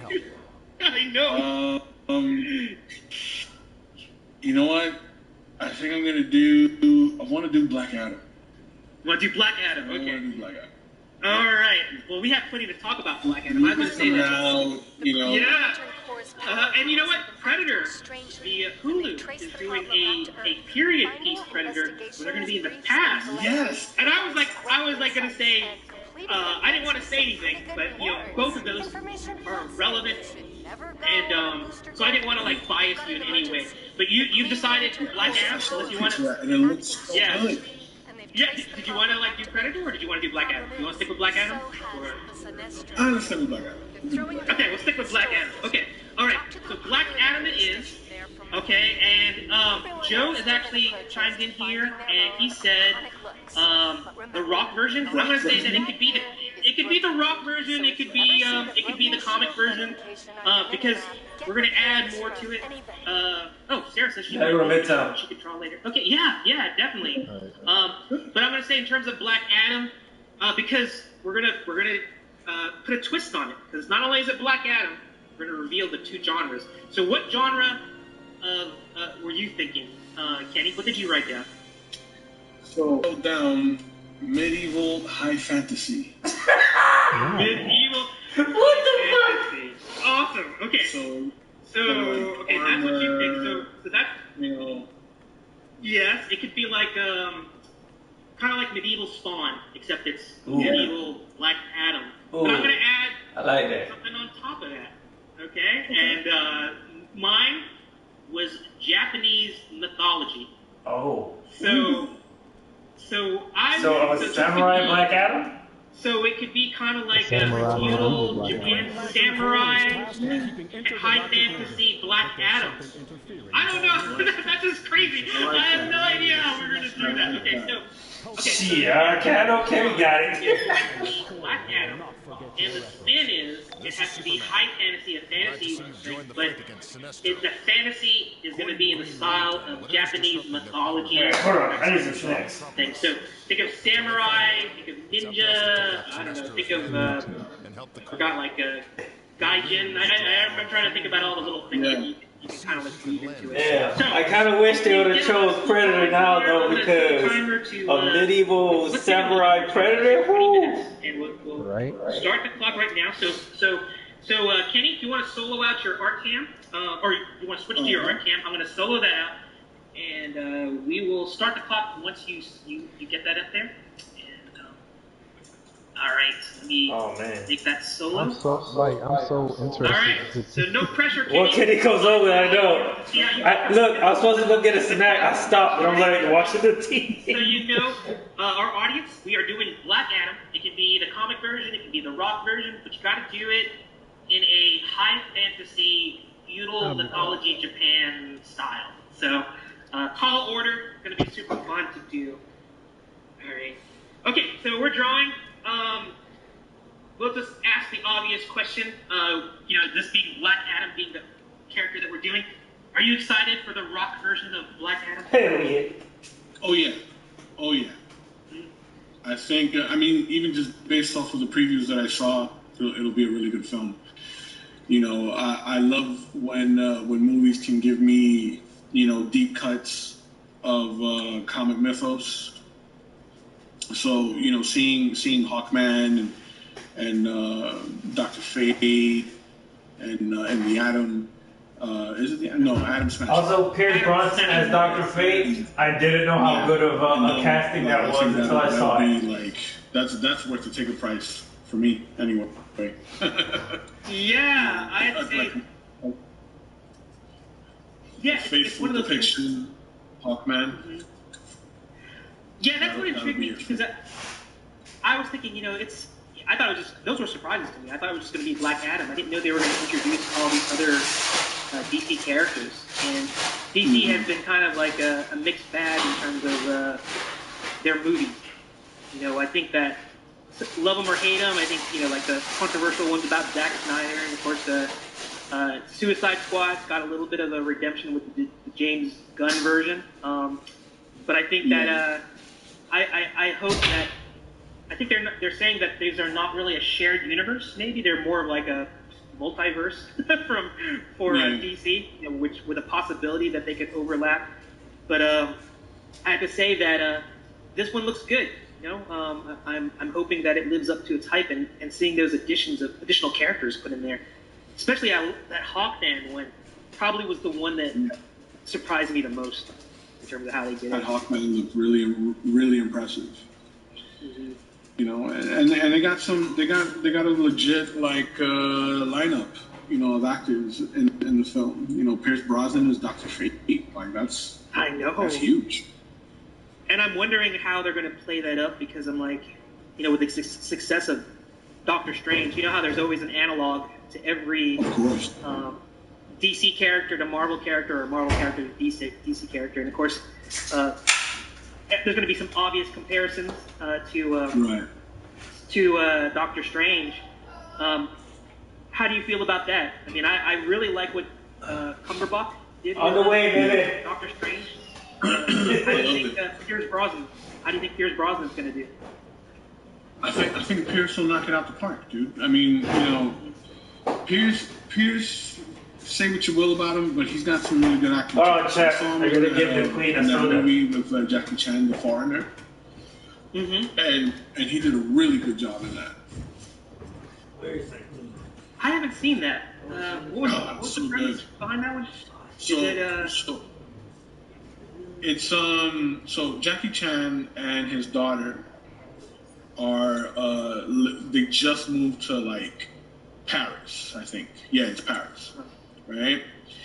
And in Paris, they've been experiencing terrorism from the IRA. Ah, I have heard of this. I think I watched this because it was such an off thing from. It's kind of like a vengeance story. Yeah. Yes. It really quickly goes into like a vengeance, like almost like Jason Bourne kind of story, where like Jackie's daughter gets caught in a car bombing, and he's like pleading with the local police to do something about it, and they're like, you know, refusing to do anything, and Pierce Brosnan plays this politician, right, who's currently there, and he has rumored ties to the IRA. Mm-hmm. You know, so Jackie starts to like plead with him to like get something done about it, right? And when he refuses, he takes things into his own hand, and like it turns into this big reveal where Jackie was like this like badass in China, special forces, you know. He's like Liam Neeson, except it's Jackie Chan in like Taken. Exactly. I have a particular set of skills that I'm going to use on you. I did enjoy that. But yeah, I think that I was always a Pierce Brosnan fan. I loved when he played James Bond. I thought I've always been a James Bond fan, and when he got passed over and Timothy Dalton took over, and I think Timothy Dalton's okay, but he was just a bit too serious. But when finally Pierce Brosnan got to do James Bond, he brought his A game. I mean, who doesn't love GoldenEye? And you know that GoldenEye game, of course. You know, and I think Pierce Brosnan brought that whole man of action James Bond. He wasn't just using his little Walther PPK. He was using machine guns. He was driving tanks. Mm-hmm. You know, he was bringing another element of James Bond that we didn't really know about. But I think he's going to do the same thing with Dr. Fate. I think that it's going to be really neat to see. I know he's up there in age, but I think he'll do well. Yeah. Well, I think the age is up there, but I think it adds that sense of wisdom and experience that, you know, when you add that to the role, it actually adds credibility to the Dr. Fate character. So I think it'll be really neat to see what he does with it. We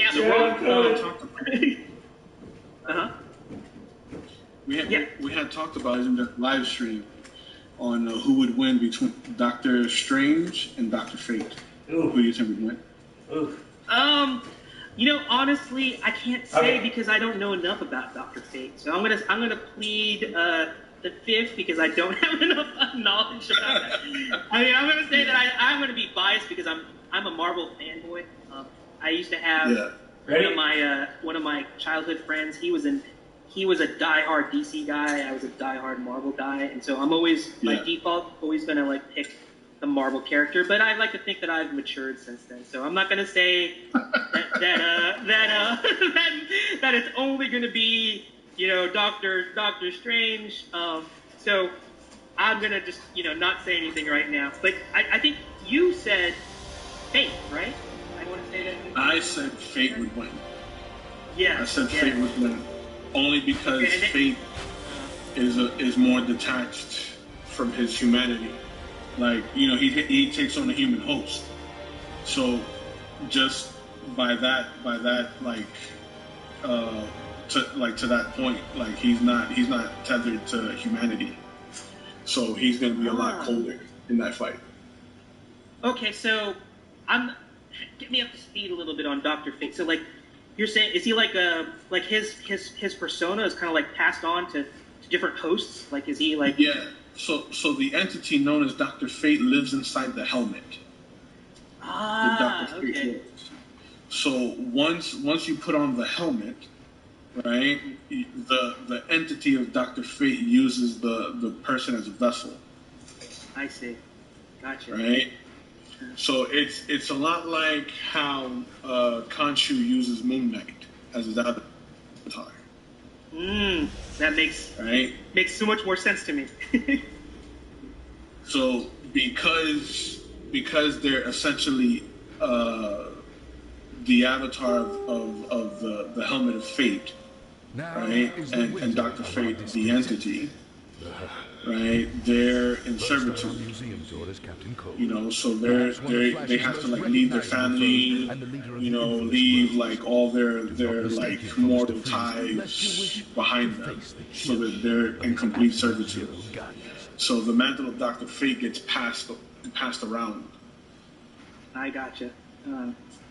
But I guess if you think about it, with Doctor Strange, there is always a Sorcerer Supreme, but it's not like the Sorcerer Supreme gets the knowledge of past Sorcerer Supremes, right? So that's the advantage that Dr. Fate has, because it's like he has the benefit of all because it is just him. It's like he takes over the other people to become they become Dr. Fate. So So based on what you told me, I'm going to agree with you. I'm going to say that Kenny is speaking the truth. I'm going to say that. I think that would be it. I guess if we're listening to Kenny, he thinks Superman could be Goku. We're talking about Black Adam. We're talking about Dr. Fate. You mentioned Doctor Strange. Did you watch the Multiverse of Madness? I loved it. You loved it, all right. So despite him not being able to hold his own against Dr. Fate in your book, what did you think of him, like of the Multiverse of Madness? What were your thoughts? I thought the movie was excellent. I love when Sam Raimi can bring in like a horror element to his work. I love what he did with Scarlet Witch, and seeing John Krasinski as Mr. Fantastic was a treat. That was something that I was one of those people that was like lobbying for that. Just seeing seeing any Marvel movie kind of cut loose like that was a treat. Because I think with the exception for maybe Winter Soldier, they've all been kind of pretty tame. Pretty tame? So like you're saying they didn't push the envelope in terms of like being faithful to the comics, or what do you mean by pretty tame? Like pretty tame, meaning that they had like the Disney element to it, where they didn't go as far as they could have gone, right? Oh, okay, I see. Like, that's what kind of worries me about, you know, the Netflix shows going to Disney Plus. Yeah, I'm kind of wondering about that too. I mean, I definitely have some apprehensions about some of the choices that Disney has kind of done with you know, having the taking full reins of, like, especially the Star Wars properties, you know, like what they did with it. But you know, I think there's a little something for everybody. True. I did like with the Multiverse of Madness. I did like the horror aspects, having Raimi come in there and do his interpretation of it, especially all the throwbacks to, like, his past horror movies. Absolutely. You know, the Evil Dead references and some of the Spider-Man references. I think as a true comic book nerd, I was, like, just really enjoying some of those homages and stuff like that. Absolutely. Yeah, I think it was definitely cool. It was fun. You definitely killed it. I loved it. So are you a fan of his other movies? Like, did you watch Evil Dead and Army of Darkness? Oh yeah. That was those were the movies that when I still lived in New York. I used to hang out with a buddy of mine, Rick, who lived down the street from me in Rockaway, and we would watch, like, these, like, scary movies in his bedroom, right? And one of the first scary movies that we watched was Evil Dead, right? And let me tell you, I had to win, like, I don't know, it was like 10, 11 or something, and Evil Dead scared the crap out of me, right? and it was this one particular scene, right, where you know, the demons are loose in the cabin, you know, and they're possessing everybody. Like that one girl gets possessed in the very beginning, and she's, like, sitting in one of the chairs, and they're trying to figure out what they're gonna do to, like, help her and whatnot. And, like, by that time, she, like, her skin is blue, her eyes are all white, and she's sitting there in the chair going, that just freaked me the hell out. You were traumatized, right? From now on, you can't go to cabins in the woods because you're gonna have Evil Dead, you know, flashbacks. Absolutely, like, it spooked the hell out of me, but it was good. You know, I watched them again as an adult, and I enjoyed them. For me, my introduction to it, because I didn't watch the classic Evil Dead movies until much later. My first introduction to Sam Raimi horror was The Army of Darkness, and that had so much humor that was added to it. I mean, with iconic lines like "Give me some sugar, baby," or, you know, like, or, like, what was it? Like, "Come on, baby, that's just what we call pillow talk." I mean, it was just really just. Bruce Campbell just, he owned that role, and he made it so, his facial expressions, and, you know, I cannot look at a chainsaw and not think of it as being an attachment that you put on your, if you ever had a severed hand, you gotta get a shot, you gotta get a shotgun and a chainsaw, you know.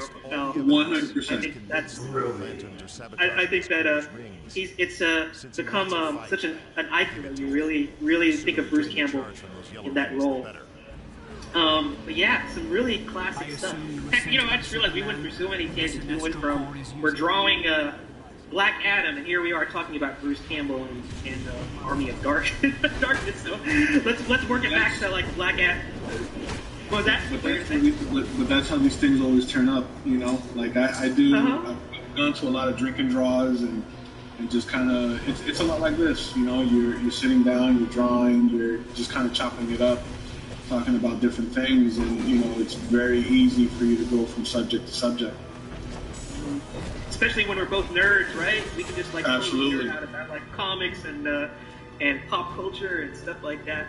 So, okay, so here's a question I'm going to pose to you. Black Adam, to me, my limited knowledge of Black Adam, he's always been a villain. I never thought of him as being, like, a tragic character who is an anti-hero. And I think from the previews, they're kind of, like, setting him up to be kind of like this anti-hero, where he's kind of like Venom, where they can kind of, like, set up this sympathy for him, and, like, you know, looks like he lost his son, and then he gained these powers, and then he gets kind of like locked away from Millennia. And then he's come back, and he can be, you know, we talked a little bit about Superman's story, where he could be like humanity's savior or destruction, you know, or like Hellboy too. Do you like that? I mean, it seems like every villain is not really a villain anymore. That we're trying to make him a hero. What are your thoughts on that?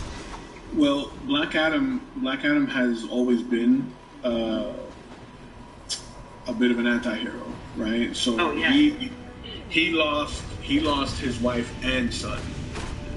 Okay. There you go. Spit that knowledge, Kenny. Let him go. His people were like enslaved. So he's an extremist, right? Think of Magneto, right? Mm-hmm. So when he was given the powers of Shazam, you know, he used them to like get back at the people that killed his family and the oppressors of his people. You know what I mean? And at the time, it was kind of frowned upon. So that's why he was locked away, and you know, he was in prison. You know what I'm saying? So he's always been that character. It's just because throughout like the golden age of comics, he was a bit of an extremist. You know, he's been pegged as a villain. You know, a lot like how Magneto, for the longest time, was, you know, a villain. Where, you know, even though his motivations like were valid, if you think about it, you know, so it's that vibe. You know what I mean? You know, it's because of the fact that he's not very kumbaya about his approach. You know, there's always going to be that pushback, but his motivations are valid. Right. So he was making. He was kind of making anti-hero cool before it became kind of popular with Venom, right? And him and Magneto were like they were the trailblazers for like that whole learn something new here. And if you think about it, you know, a lot of those characters becoming anti-hero, that happened much later on because of their popularity. You know, like Magneto became very popular, especially after, you know, the Jim Lee run on Uncanny X-Men, or his run on X-Men, right? Venom becoming very, very popular. Is that the timer? It is the timer. I got so caught up in it. I'm gonna like say, hey, since we're only doing 2, and this is a little bit more complex, I'm gonna add another 7 minutes. Okay. That way we can. 7 more minutes. Keep on. Go ahead, complete your thought.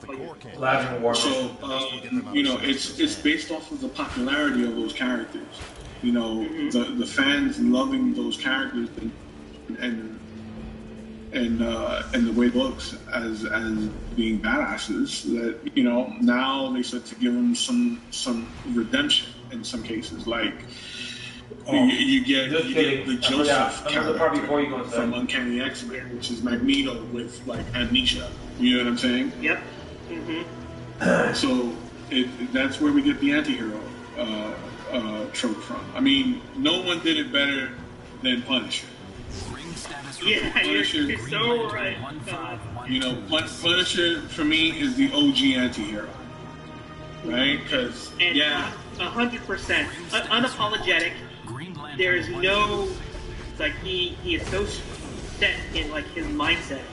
It's like he's not conflicted. He doesn't have like this inner conflict. It's like, should I do it? Should I not? It's like, no. It's black and white for him. You know. Absolutely. No one did it better than Punisher. No one will. Right? So that is such a good example of Black Adam. Yeah, because obviously it's like they're setting up. They got like a A-list action hero, Dwayne "The Rock" Johnson to be Black Adam. So they want to build a franchise out of this. So I can't imagine a franchise being built off a villain or somebody that's just completely, a bad guy. So it's going to be neat what they do with it, I think. Yeah, I agree. I think that it's going to be a good movie. I mean, the previews look incredible. I'm excited for another DC film. I'm still waiting for them to bring back, a legit sequel to Man of Steel.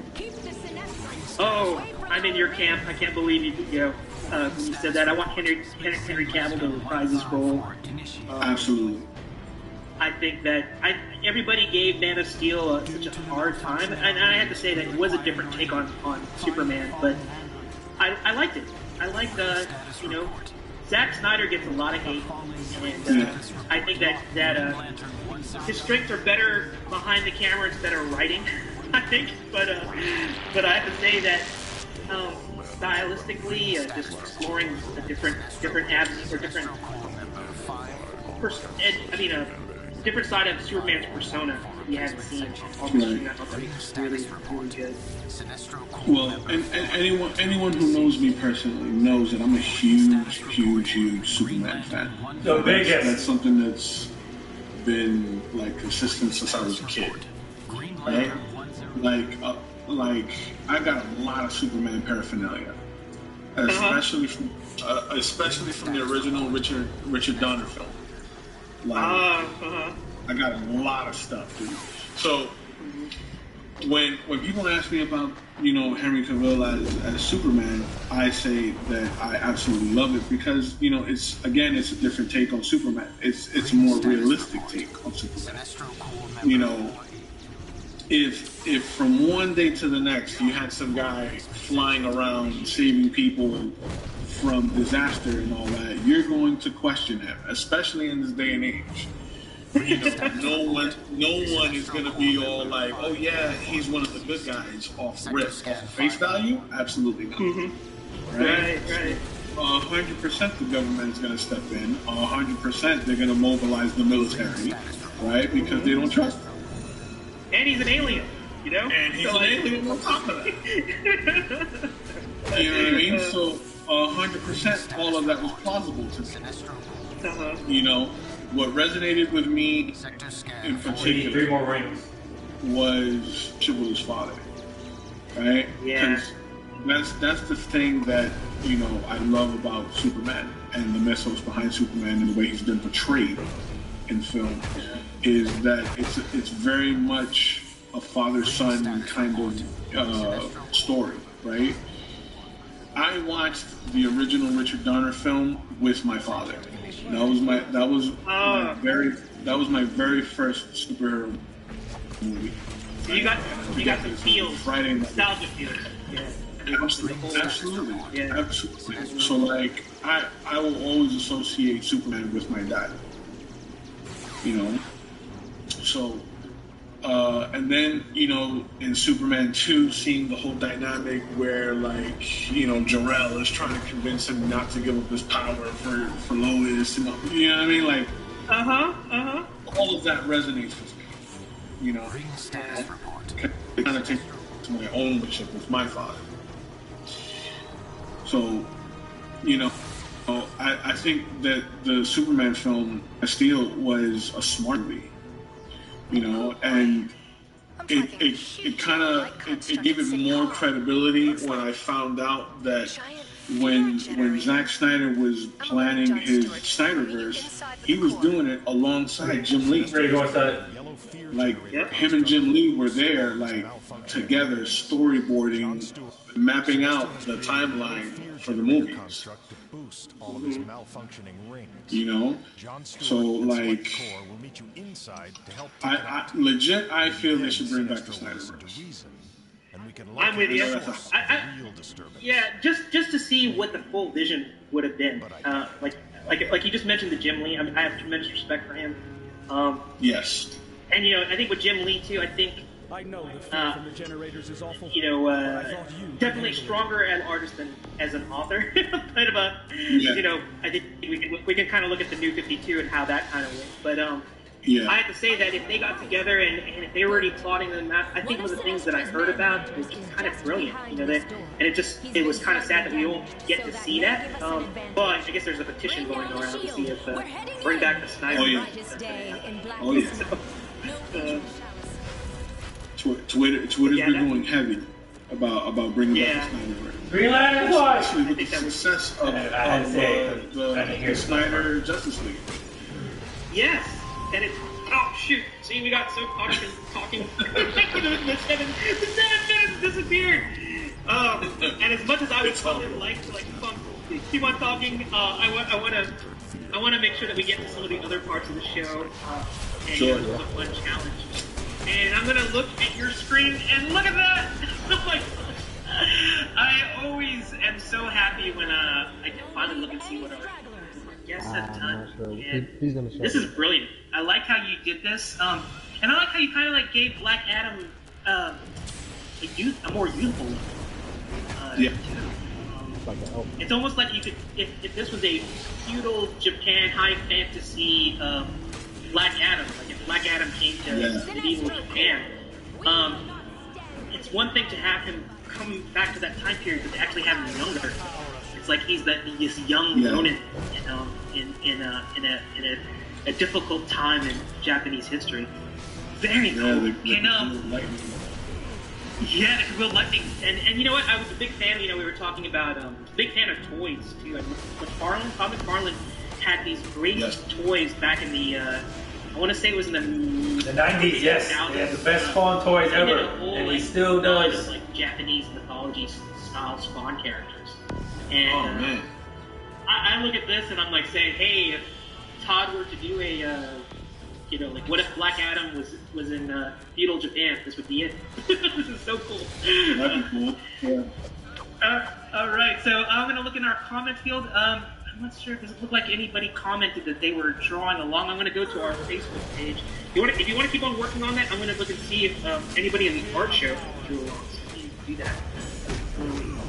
And again, Kenny, if you want to like mess around with us more and send us something, a little, you know, once you refine it, we can definitely incorporate that. I mean, or share that with our audience and basically replug this show. Oh, look, I see that Sarah's asking about my brush. About your what? She's asking about my brush. Oh yeah, you want to go ahead and answer that? Yeah. Yeah. So Sarah, I'm using a Tombow brush pen. Right. These are with the cartridge that you can buy on Amazon. Right, and it's squeezable. This is one. And then I'm using a Pentel pocket brush, right? I'm using this one now simply because I feel like this one's starting to dry out, so I need to change out the cartridge. But I know that this one is still pretty full. And then for my line art, I'm using a Furunosuke hard tip calligraphy pen. Yes, sir. Struggle. Right. So these mount really well to weight. So if you push down on them, it's going to give you a little bit of a heavier line weight. But if you're really light, you're also going to get a thinner line weight, especially when you hatch. So these respond well to pressure. All right, we're getting a little bit of tools of the trade of a master inker here. So it's just kind of fitting that those are Japanese ink brush style. And so keeping up with that Japanese mythology theme, you know, we're keeping it up. However, when I do comic pages, I ain't got no help. Get out the bubble. Get out the bubble, Sinestro. So I use black ink. Right, this is Sumi ink. It's waterproof. All right. So after this goes down, you give it 15 seconds, and it's completely dry. And go over it with watercolor. And it'll all right. And I use I use watercolor brush, right, for some small areas, and I do use a G-nib tip, right, with the Sumi ink. These I love these. Oh shoot! we're gonna have to have another show on with you where we can talk about. I'm gonna have to maybe get some other guests who are inkers, and we're gonna have to just. Oh man, that would be great. We have to do an inking show, and maybe we get some artwork that we find, and all the inkers can get together. I think we talked to them a little bit. I talked to Joe and another one of our former contributors to Comics Cast, Vic Medina. We were talking about doing an inker show, and seeing all these tools. Maybe we're gonna do that. That way we can kind of have an artwork that all the inkers that we have on the show probably talk about their techniques and ink the same thing, because I think absolutely inking is I think what was it? Was it Chasing Amy? That movie where they were talking about the tracer. Yeah, it's like you're just a tracer. No, it's like you just insulted all inkers who really put their heart and soul in it. It's an art unto itself. Being able to ink really well, just like coloring. Coloring is an art to itself, like lettering. Lettering is an art unto itself.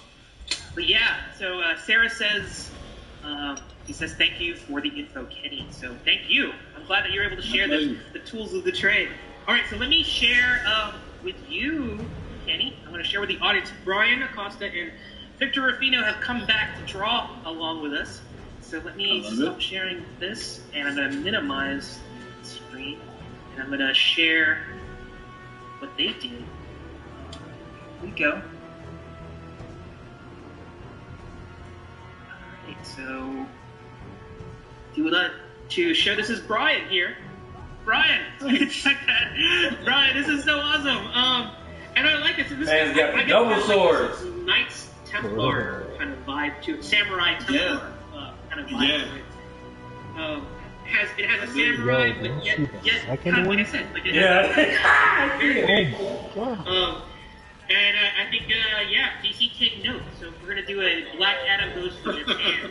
No, the second one is consult Brian here with this, and Victor also drew along with us. So here, this is Victor, and he went I don't know, went Raiden on it, and I have to say that would have been I don't know why I didn't even think about that. The Raiden look, because the lightning. True. And it's I totally blew my. I mean, I didn't think about it, and it seems so obvious, and I like it. I like it a lot. I think this is a really, really neat fusion of Black Adam in Japan, and making him kind of Raiden-esque. So very, very cool. I like the perspective that he used. Yes, and that's the thing about Black Adam is that I think with their Black Adam kind of in the previews, he kind of has this Zod vibe to him. So of course, General Zod is all evil, but it's I remember that iconic line, from those Donner movies with Zod. He goes, "You must kneel before Zod." It's like he has this. Yes. He's always being depicted above man. He's always kind of better than everybody. So I like this. There's an attitude. This is that storytelling that Kenny was talking about. When you have an illustration that can tell a story and evoke these emotions, it's very, very cool. Absolutely. So thank you, Brian. Thank you, Victor, for contributing. People see myself as a superhero. Turn this off. All right. So, we've seen some. Just in that short amount of time, we're seeing Kenny putting some more touches on his version of Black Adam. Let me share mine real quick, and we're going to move to the next phase of the show. So let me stop sharing and share one more. Go to my art cam. And here we go. So, Kenny, you can let me know what you think about this one. Oh. All right, more worm's eye perspective. But instead of giving him the Raiden hat, I gave him the samurai hat with a lightning bolt. So I think I went a little cliche in terms of where that lightning bolt would go. But yeah, he kind of looks like the Silver Samurai Black Adam. So I don't know. I didn't get too creative with the fusion. I'm too. It's really good. It's really good. I mean, look, the use of the perspective for one, that's excellent. Your anatomy is really tight, so that's good. I like the energy. You give me way too much credit. That left hand. The energy that's in that left hand, I'm digging also. Appreciate it. I think you knocked out of the park, dude. Like I said, you give me too much praise, and I'm just happy to draw along. And it's one of those things that you are a veteran of I'm gonna reiterate what we talked about earlier. Since 2008, we've been, Kenny's been going to cons, doing commissions, and being able to draw on the fly. We got to see this. Let me solo out your camera one more time. Adam or Shazam, I want people to next to me. To really just appreciate this. I just dig that you did a younger version of Black Adam too. That's, and you didn't make him like super muscle bound. Like I think it's like this could be like a young version, and later on he starts, like he could be like Dragon Ball Z or Pokemon. He like evolves. he gets like this next level where he starts like bulking up. But it's like this is the beginning of medieval Japan. Black Adam high fantasy. So very, very cool. Awesome. I hope our audience got to enjoy that. If you want to switch back to your face cam, yes, we can get you back there. Quick. Okay, and I just want to, while we're waiting for your face cam to get back up there, we got a few comments. We got Karen saying, good to see you in action. I don't often see the other side of what I do. So that's Karen Cowan. And awesome. Oh, Sarah. That's awesome. Karen. You know Karen? Yeah, I do know Karen. Karen actually supplies me with my sketch cards. Nice. Oh, so you're nice. getting some love from Marvel Tops coming back here, on the show. So the thing is that Karen supplied me with my own. Oh, these aren't. Okay, this isn't Marvel Tops. These are your custom. These are mine. These are your custom Wild Inks cards, sketch cards. Yes. That's awesome. Yeah. Karen is awesome. She's quality is unsurpassed, ladies and gentlemen, and she's very timely. The communication is awesome. So shout out to Karen. She's also we're also going to be doing some sketch cards licensed under Legendary Illustrations. So look out for those also. Oh, okay. So if you need to get good sketch cards, or heck, if you want to join Wild Inks, you can talk to Kenny, and he can hook you up with these excellent sketch cards from Karen. So Karen, thank you for chiming in. It's always good to hear a little bit of from all the people from your walks of life that are coming in here to sing your praises and talk about who've had the wonderful opportunity to interact with Kenny. So okay, so we finished the live drawings, and we're going to go into talking a little bit about the future. But before we do that, there was one more IP that you worked on, which both of us have a shared connection to, and I wanted to talk about that before we talk about the future and eventually the Oscar speech. So let me pull up one more thing. I'm going to share a screen. I'm going to go back to that PDF that I shared earlier. I'd head there myself. Share that. Trying to get to the bottom of Darkseid. Add this back to the screen. We can discuss that. Okay, so this is the other IP that Kenny worked on, and this is how I met Kenny. I met Kenny in name only, because I only saw his artwork, and now I'm so happy that I have a name to go with a face, and I'm happy to call him my friend now. But this is how I met Kenny. I heard of the great Kenny. I could actually say it's like that guy, the author from was it from AWP, who said that he was recommended by so many people. Like, hey, you should get Kenny to work on your piece. And so I felt the same way. It's like I heard of Kenny, I saw Kenny's artwork, and it wasn't until I got to meet him face to face and to see him on Philip's legendary live drawings, that I got to put a name or a face with a name. And now I get to see this artwork, and I guess I became familiar with Kenny when there was a call to arms, call to action to do artwork for Philip Russert, who I also learned there's a history that Kenny has with him. It goes back many years, beyond the 2 years ago when this contest started.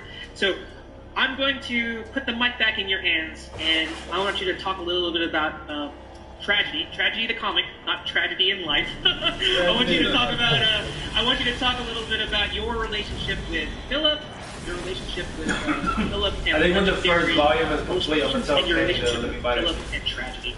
So tell us about that. So did he get to tell you about the story? 2018, I did the comic he's been working on. New York called 5 Points. Yeah, pretty cool. And 5 Points was it was primarily like a toy and collectible show. So he's about to talk about that. I flew up there with Creature Entertainment, one of the publishers that I work intimately with, and I met Phil.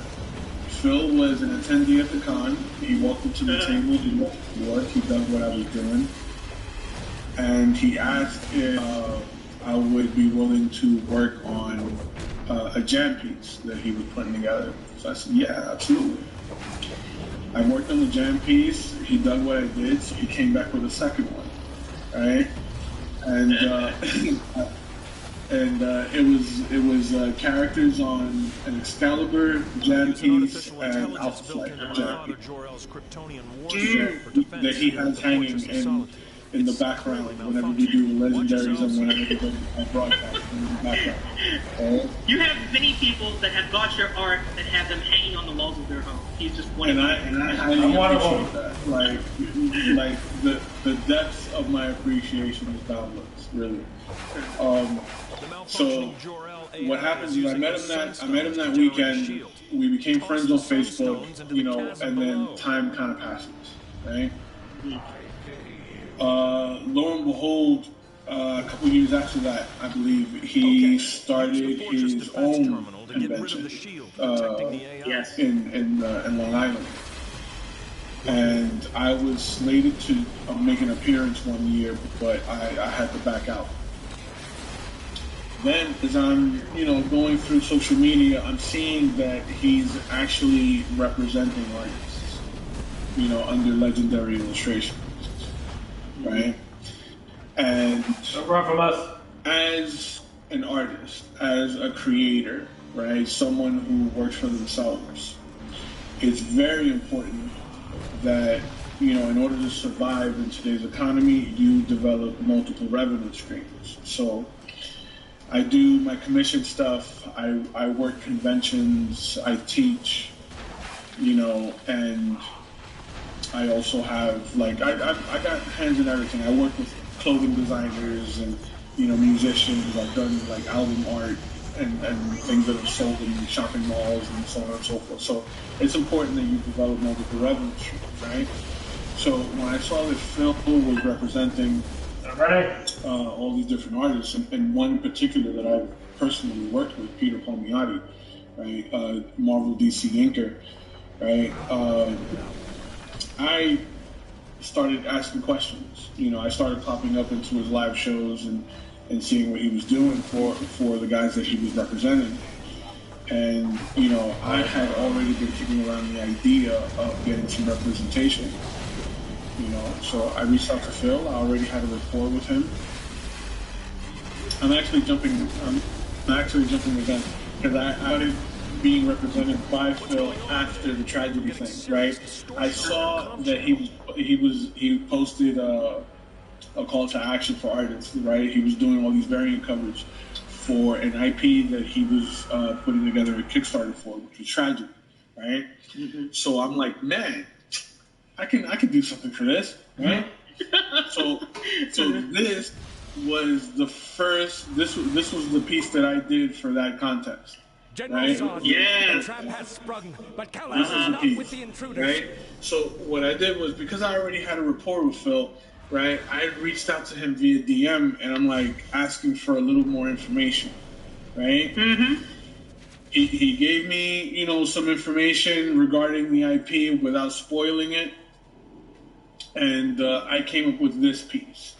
So because I'm a big fan of being able to tell a story in still, right? And seeing motion in still, right? This piece, I composed it in this way, right? Yeah. The two guys at the sides, those are the bosses of the respective mob families, right? Tragedy being in the center, right, being the main character, and then Breath of the Dragon above that, being very ominous because it's really tragedy. Breath of the Dragon kind of comes off as a villain, right? Or at least the opposing force to tragedy, right? Now the anti-hero. The big gold circle behind Breath of the Dragon's head is a symbol representing the triads, right? So I stylized it a little bit so as to not offend or cause any issues, but it is it is a representation of the triad gang in tragedy. And this is what we're just gonna keep on harping on this. This is the storytelling element that Kenny wants to bring to all of his pieces, and he did the extra. Let's say he did the extra. He when the call to action to come up with a potential artwork, cover artwork for Tragedy issue number 1, there wasn't much out there, because it was a new IP and it was for issue 1. But Kenny took it that next step because he wanted his illustration to tell more, and so he reached out to Phil, and he sort of said, "Hey, what more information can you give me without spoiling anything?" And from that limited extra knowledge that, or background, story background that Phil gave him, this is what Kenny came up with. And I look at this piece, I remember seeing this, and no doubt in my mind, it should be a cover. It should have, and it was, it won. Of course, it was issue 2. Yeah, right. But it was such it's told such a story that Philip said, you know what? I want to push it to issue number 2 because we haven't established these characters. You're telling a story that this cover would fit better with issue 2. And so I was like, yeah, that's Kenny for you. It's like a bigger picture that I'm getting now that I know your methodology. The way that you come across when you're coming up with your process. You talk about the composition, linking tragedy on the left and right, the warring off action, Breath of the Dragon at the top. I'm looking at this and it has such a movie poster quality. It's like you could just put the tragedy logo and then put the little credits at the bottom and who the studios, the Motion Picture Association, and of course it's going to be rated R. Oh, absolutely. But but I'm just saying, this is I thought it was really great to show this thought process. We have to talk about this throughout the show, and this particular cover, I would say it epitomizes your approach to art. And the other pieces that we have here, you did a solo action shot here. Well, it's actually the action has already happened. The narrative is like it's game over. The Breath of the Dragon's already dealt his death blow already to all these poor souls here. But again, it's telling a story here, and I like this piece because you gave me the tighter pencils. Got to see the do your thing, Tank. Do your thing, Tank. Did you color this one here? That's how you take, Jocko. Show the boys one time, boy. That ice off, boy. Cold. That's a cold bird. How you were able to take something maybe that's even a little bit more limited in the information that you're given. I'll make it hot. We got the icy hot combination for that ass one time. Just a little bit of a hint of something and come up with something. Of course, this was done. I think is this like a pinup art, or is this going to be used for another this cover? Is well, actually, I intended on this being a cover piece. And it was going to be used for, I believe, issue 3. Issue 3, okay. But I did the follow-up piece where Tragedy and Breath of the Dragon falling out of the window. And it's this one right here, right? Yeah, Phil absolutely lost his mind with that one. And he was like, man, the other one's good, this one's better. So I said, no problem. He was like, he wants to do that. I'm impressed with both.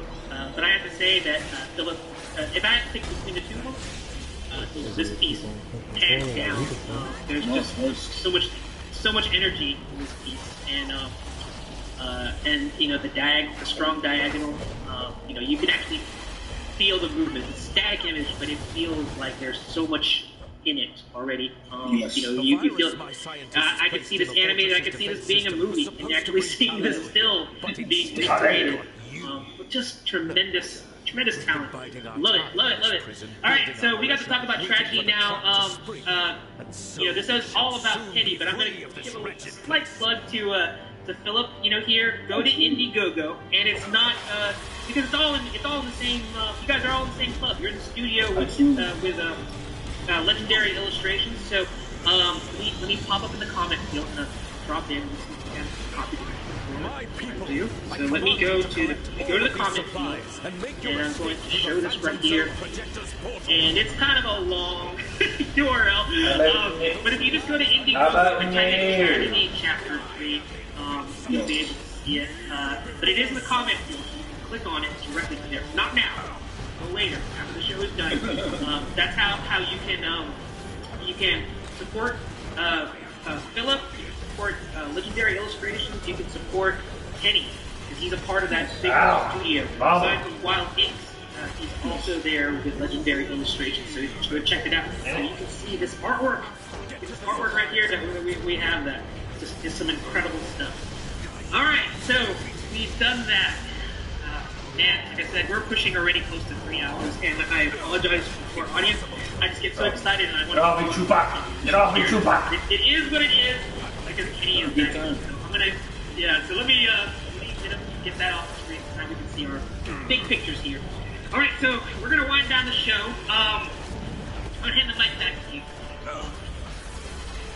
The last two parts we're gonna talk about. The first one is the future.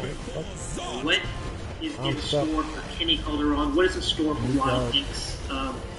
You know, just let us know if you could give us a rundown of what's going to be happening in the rest of this year, all the way up to like what you see yourself. Forecast that far ahead. But let's hear what is the future for Kenny. Let us know. Give us the lowdown. So I'm going to finish out the rest of the year doing some shows that I haven't done before. Shows, you know, out of the studio. So I'll be at Baltimore and possibly New York Comic Con, fingers crossed, right? But regarding my career path, I want to put out one of my IPs soon. That's kind of in the works. I have a few IPs that I want to put out. Yay! One of which is one I'm gonna be like talking to Phil about, right? You know, it's I can give you a title. I can't give you much else after that. It's called Undie Saga. Okay, I didn't even know I was gonna get that. I feel like I got an exclusive. So we got a little bit of a preview, and it sounds Asian Japanese. Maybe you're gonna pull on your skills and fascination with anime manga, maybe, and this is gonna be something. I don't know. Because it has a base in Japan. Ooh, let's go raid. It's got a basis in Japan, so Hotaru is Japanese for Firefly. Okay. So it's sci-fi, you know, but it's like noir sci-fi, but with a lot of street level action mixed into it. So Hotaru Saga is the name of the. That was a pretty good sale. And you know, ideally, I want to keep putting out more IPs, helping other creators get their IPs out. You know, if they dig my art and if they feel that I would be a good fit with their stuff. And you know, regarding Wild Inks, I want to continue to help other artists, you know, achieve heights. You know, they probably wouldn't have been able to do on their own. I've done a lot of the footwork, so when I was coming up, I didn't have like that mentorship. You know, so a lot of the people that I know today They are, people that I've gone up to and shook hands with, that I've take to network with, so anyone who comes under Wild Inks, they're immediately exposed to my network, and my only mission is to help you grow as a creator, help you grow as an artist. You're not tethered to me. You know what I'm saying? So you still have the freedom to do what you do. I get the satisfaction of knowing that I helped you, sort of get to that next level. That's it. So with Legendary, I foresee big things with Legendary. In the couple months that Phil's been representing me, he's already shown me a return in spades. So the relationship that I have with Legendary, I see that long term. So ideally, to sum it all up, a couple of IPs, that are my brainchildren, out there in the world for everyone to enjoy, and just continuing to do good art, that people love, and expanding the audience. All right, next one.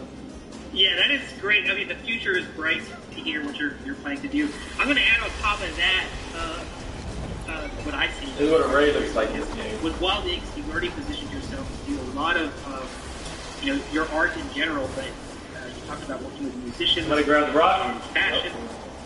And I'm saying, if these IPs of yours, once they're ready to go, I'm ready to get my Firefly. I forgot what the Japanese word I'm talking about, but I'm just gonna say my Firefly. I'm gonna get my you guys on the left. And the fashion, and there's gonna be a soundtrack gonna go along with it. That's one message that I want to reiterate here with Kenny is you've been dropping all sorts of great process, advice, positivity, outlook. What I get it from Kenny, but Kenny is talking about that variety in not only his artwork, but in the networking aspect. And he has his hands in many pots here, and when he gets to that point where he's comfortable to get his IP out there, he's going to have all of his ducks in a row to do a media onslaught. I can see a marketing campaign and an animation and a soundtrack and some and it's it's going to be a media blitz. We're going to see it on Netflix. We're going to be able to buy those shirts at Target. I have no idea. It's going to be your oyster. It's going to be just really, really cool. We're doing so good. So, God willing, it's so true. Amen to that. So, we talked about the future, and we're approaching 3 hours, and I'm going to have to wind down the show. This is where I'm going to get kind of sad because we have to all good things have to come to an end, but I'm not going to say goodbye because that means it's episode final. I'm going to have you on another show. We can do part 2 discussion, but as we move to this part of the show, which is called the Oscar speech, you don't have to worry. I think Will Smith has been given Oscar speech as a bad name, so I'm not gonna. I don't think either one of us is gonna reach across the screen and slap each other. We are all about positivity. No, Kenny. So Kenny, I'm gonna turn the mic back over to you. You talked about the future, so let's just give us your final thoughts and any thank yous. This is pretty much just an open mic for you to just give us, like I said, your final thoughts. So here we go. Take it away. So, first and foremost, I want to appreciate thank you and a final appreciation for having me on the show. Right? Anyone who sees enough in me to expose them to their audience, I greatly appreciate that, sincerely. Anyone who's supported me, before I started doing shows, and even up until this point, anyone who supports Wild Inks and anything that Wild Inks is attached to, I highly appreciate that. I'm able to provide for my child, doing this, full time. My mom, my sister, who are among my biggest supporters, my fiance, Melissa, I love you. My son, who thinks I'm famous, right? Just you are! You are!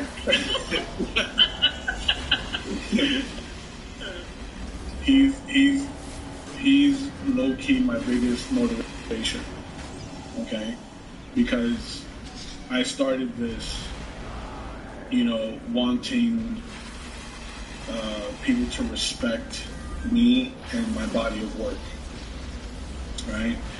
But after becoming a father, it's become about the legacy that I leave behind for him. I want people to respect the Calderon name and just. Yo, and the team, no, we all surrounded the team, man. Let's go. I like this team. I like this raid. Oh no. So, Oh no, I got his attention. Phil. I'm not sure. Thank you for repping me. Right? All the guys that I've worked with, Future Entertainment, Cathalson, Keith, and anyone. Oh, all right, we got one more. We got a group considering, using me on their IPs. I thank you in advance. All right, I want to make sure that was. I'm getting all misty-eyed here, so I just wanted to make sure that was the end of it. But yes, I'm gonna have to say the pantheon of Oscar speeches. I voted no by accident. On Comic Cast, that's gonna be up there. I'm gonna say, it is a pleasure, like with all of my guests, to feature your talent, your time, and to tell your story on Comic Cast. It's so special. I think it's a basis for inspiration for any artist or creator that's on here to see that you're not alone. There's plenty of creators out there that are going through the same, and when they can share their nuggets of knowledge, their bits of wisdom to help you get to where you can be creatively. That's what it's all about. And in this time of virtual everything. It's also been a good thing because I don't think I would have met you without these things and be able to share your story with everybody. And there's been so many people in the audience that feel the same way. We got to see quite a few people that had Todd had walked with you. That are your contemporaries, your friends, and I'm glad they were able to share. Come along and prop you. Oh no! It was nice to hear from also audience that drew along with us, because just like them, I was also inspired when I saw you draw along on Legendary, and I wanted to draw. Yes, you're doing a double dose of promotion here for Kenny Calderon. You are definitely leaving you're definitely leaving a legacy to your son. And it says that you as a creator, but also a mentor. We talked about you being a teacher. You are impacting the next generation of artists as well. So thank you so much. So like we do with all of our shows, I like to end it with this. So let me pull up one more page. So here we go. So oh, down here. This. Oh no. The game played us. www.goldenclife.org. Now, there are charity groups. I don't know he was down there. We're not financially tied to them in any way. We just assist to them. They're an organization that I like to call it's big enough. It takes more than walking corpses to find a Nemo. Small enough. They are not like super big. They're not nationwide. In fact, they're like in my neck of the woods, the Mid-Atlantic region. And what exactly is Golden Clyde? This is where they're big. This is where they are huge. They are a charitable organization that helps families who have kids that are dealing with difficult illnesses like cancer. And when parents are focusing on the healing of their child, and they're battling to kick the ass of cancer, they're going to need that financial. That's where Golden Clyde comes in. This is where they are huge. I was thinking that 98% of whatever money they raise would go to those families, and that little tiny minuscule, like 1 or 2%, would go towards like taking care of administrative things. No, they give 100 money they raise to those families. So they are awesome. They are huge in that capacity. So it's our pleasure to bring awareness to them. Like I said, we're not financially tied to them at all. The leadership of Comics Cast, Joe Tolliver, is friends with the leadership at Golden Fight. So this is our little bit to give back, to bring awareness to a great charity. So if you have time, if you've been considering looking at a charity to help out, perhaps Golden Fight is that. So goldenfight.org, check them out. They are definitely worthy. So, yeah. Get us here, the two of us here one more time. I want to pop up one more thing here, because I'm going to beat a dead horse. I want to make sure that if anything, you can go to visit Kenny Calderon's social media handles now, because we're done for the show. But it's, like I said earlier, it is not a goodbye. It is see you until next time. That's what it's going to be. I look forward to having Kenny back on here again. Hopefully we'll have some new news on his own IP, but he's going to continue with his success with just doing his normal fan art stuff. He's also involved with tremendous IPs that we were able to share as well. So that being said, I'm going to try to get this thing all queued up here. And I just want to say thank you for spending your Sunday with us and allowing me to showcase yet another tremendous talent in Kenny Calderon here on Comics Cast Let It Out. So stay tuned. We're going to try and get back on schedule. I know we've been missing some weeks here just because life happens, but when we do have a featured guest, but now it's always a treat. It's always something that's worth it, and I'm so happy if you stuck with us from the beginning to the end. It's another marathon show, but it was full of great stuff. So this is Gerald and Kenny signing out. We'll see you on Comics Cast Let It Out next week, hopefully. So we'll see you on the interwebs. Catch you later. Keep on drawing.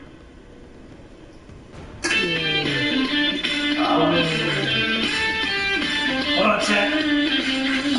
You get to see my beautiful mug now. I know y'all been waiting for it.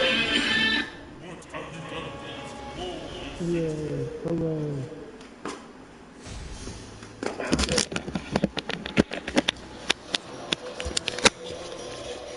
Yeah. Oh, no.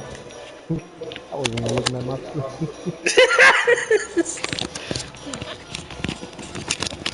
Oh no! Chat, you guys are gonna see my whole entire living room situation for a second. Right now you guys are looking, so that's my ceiling. Very nice ceiling, very clean.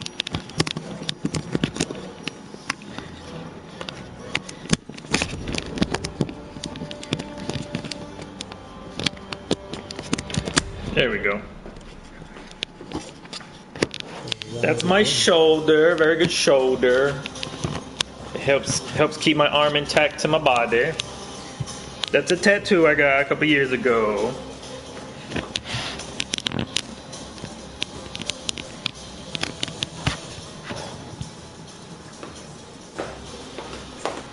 Gucci? Oh, we were in fact Gucci.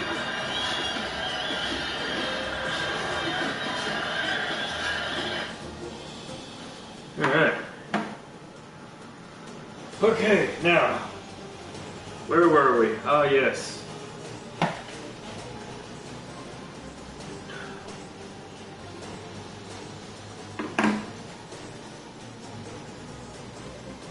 Now, let me text Kenster right quick.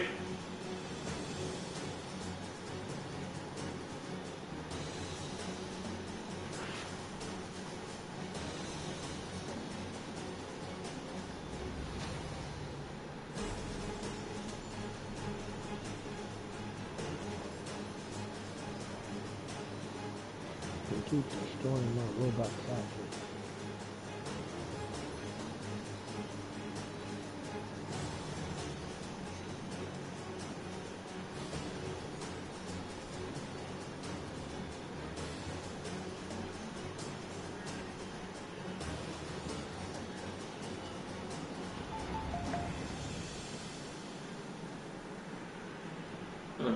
Okay.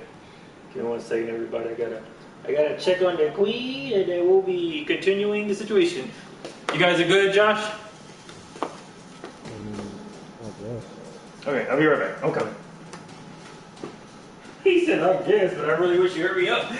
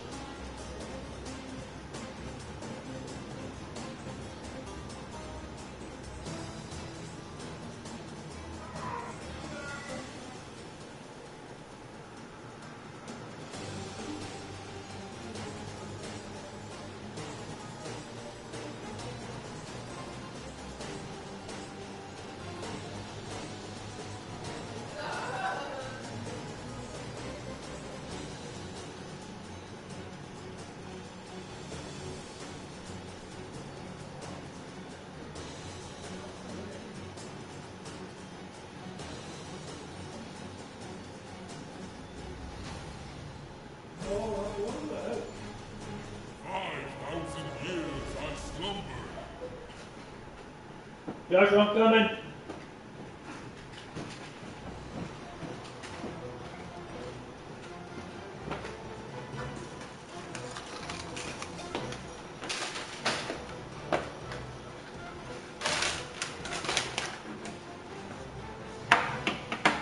As I grab the wrong controller.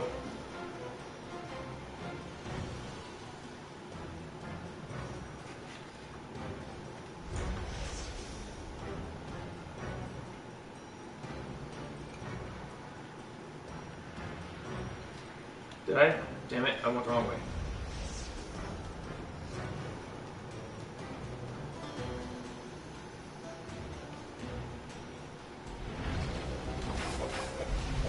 Ah, fuck! There we got one controller, one healer, and DPS. Cool.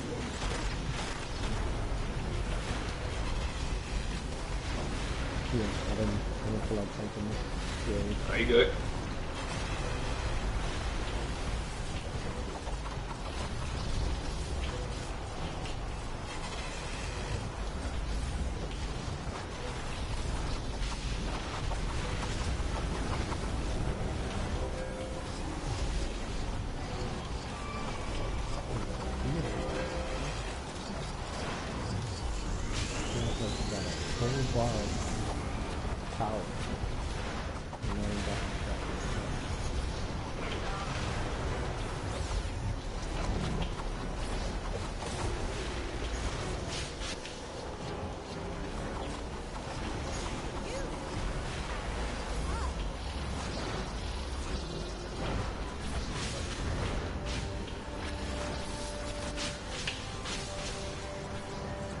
The heart of Anubis. The flow from the cursed Lazarus You sound pit like Uncle has Roger slowed. saying Now he must enter Black Adam's palace and face his madness. He has learned from Faust's earlier betrayals and surrounds himself with occult protection. The doors will not open until you defeat his gatekeeper. Place the heart of Anubis in the chalice to summon him. I wish you luck. I wish you luck. that. You know, back in my day, we used to have the tank to carry that. I was about to say it and I was like, Josh, maybe you... Oh, he already grabbed it. Alright, switching to my headset so now I can hear things a little bit better. Good. Alright.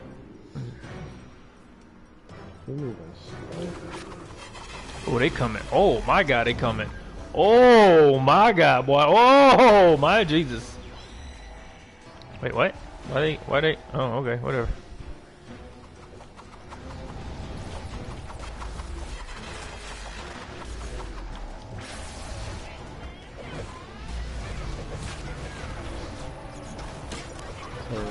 Caught up on the boys? Huh? Are you caught up on the boys? Pop up one of the boys, what? Are you caught up on Oh, no, the I haven't boys? watched a second of it. I was about to say last night. I haven't started it. Maybe one day. Oh, no, stop it, get out, yep. Is it gonna be one of those Spartacus situations? Maybe.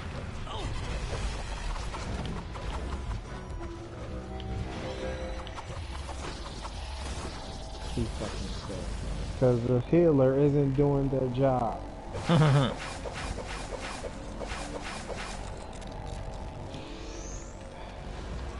And he didn't use none of the powers to make him look.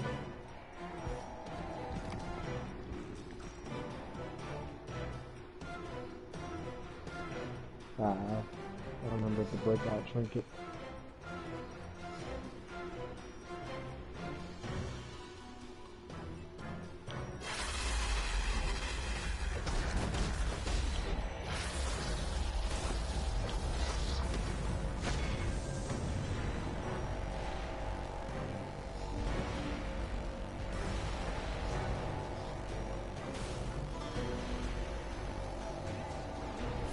I'm trying to jump.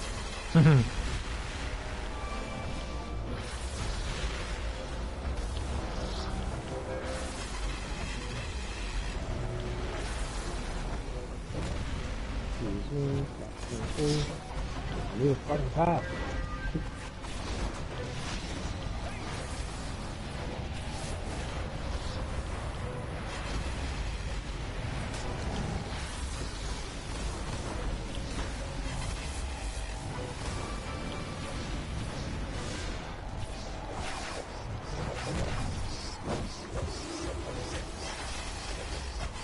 Get off my brother. Get off my brother.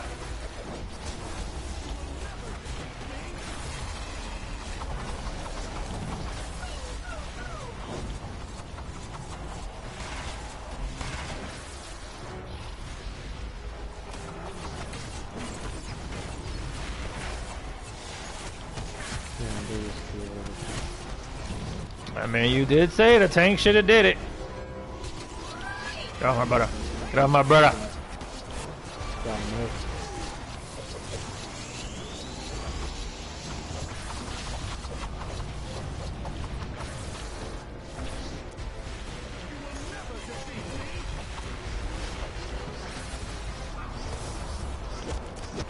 Here.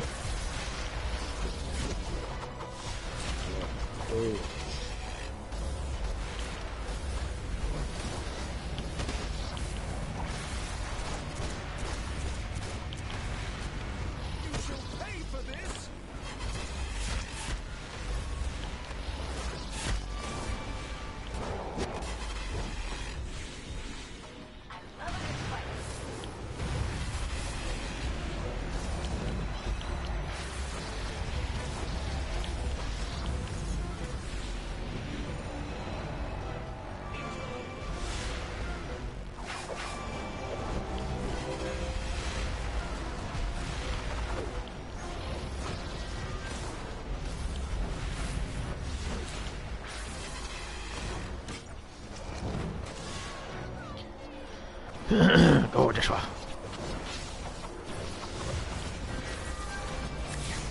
You dare to question Hell yeah. the will of Black Adam? You will pay for your insolence with your lives. Hey, are you on our side? Give me your strength. Let the very sands of the Kandaki Where's this guy at? show your power. Ah.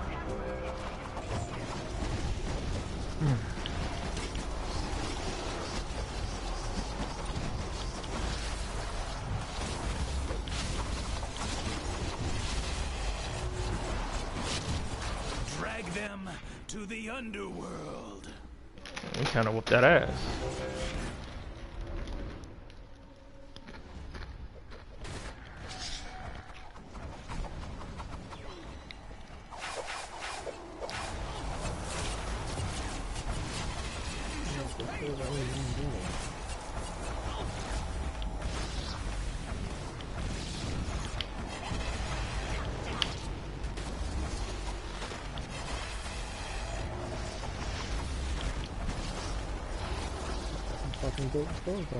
Oh, they are so lucky that we can be at our level. They're so lucky this fucking here is trash. Me too. Oh, shit, uh-oh. I think I'm the last one alive, yup. Damn it. Here we got a full ass bar of health left. I mean, not health. We got a full ass bar of power. And nobody's in here.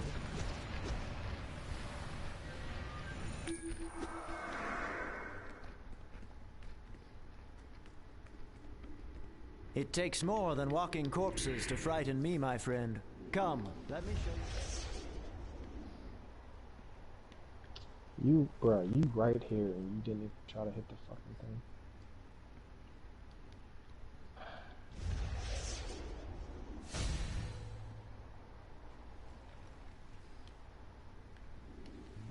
Shit. There's one.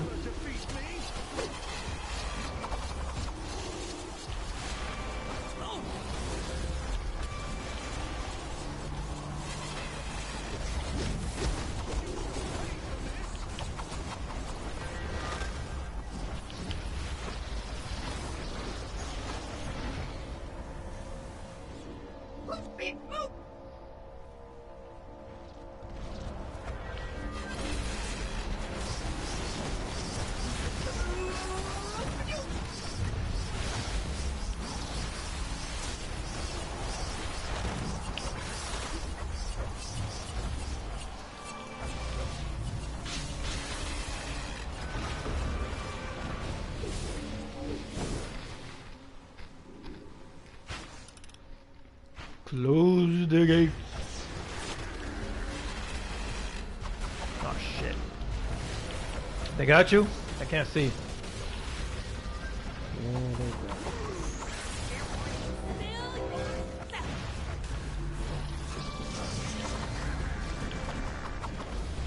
got somebody stuck in it. Somebody stuck in the gate. Oh damn. Oh damn.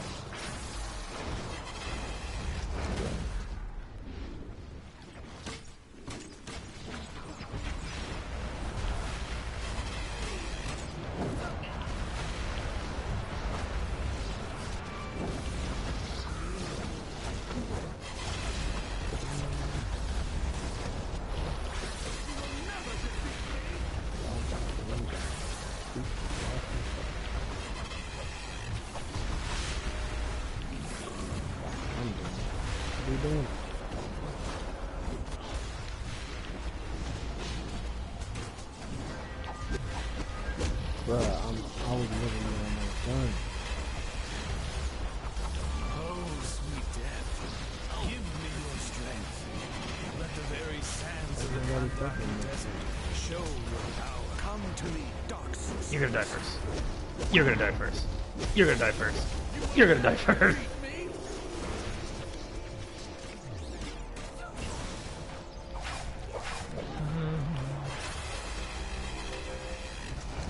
Rise, minions! Yeah, oh my god. Just did this.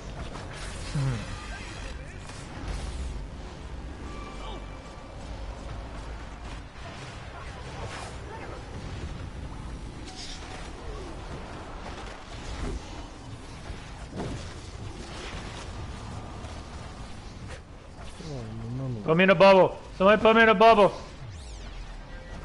God damn it. Give me a loaf. Put me in a bubble. Put me, god damn it. Go for it.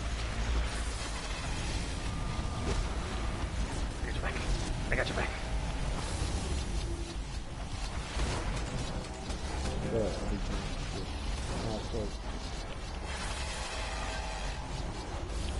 Who is hitting y'all? What is happening? It's always some like random ball from out of nowhere. There we go. Play bubble. Wait for the team, pendejo. That's why you died. They're fucking rushing to the next group of enemies. It's like, bro, you can't solo this. Damn it.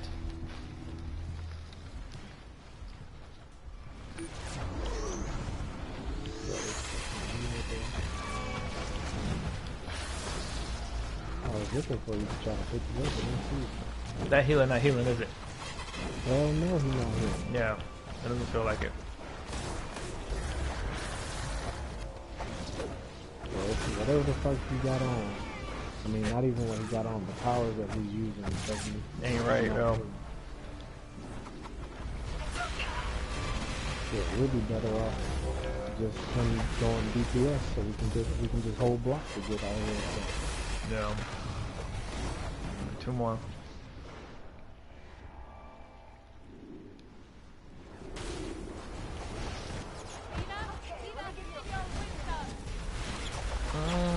Hold that. We don't have no. Oh no, he's trash.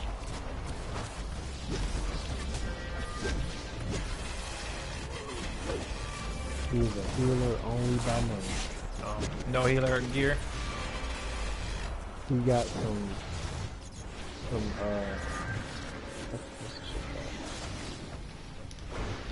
he got some augments that help with healing, but them shit are base level. No skills with him. And his real combat rating is 217. Wow. Oh, sweet death, give me your strength. I was afraid that people are so high and don't know the basics of this game. It's not hard. It's not a hard game.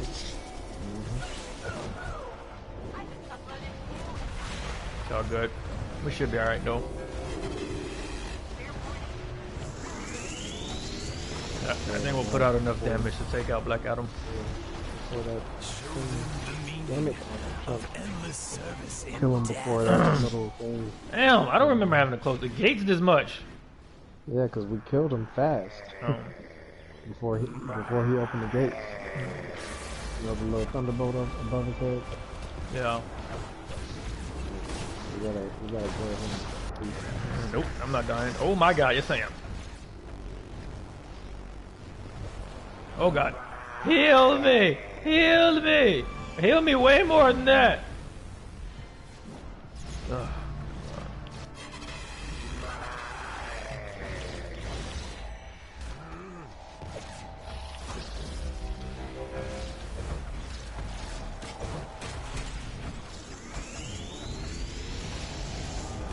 Bitch.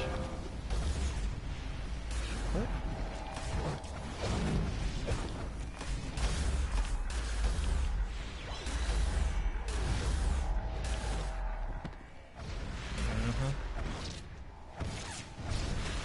He can't even heal himself.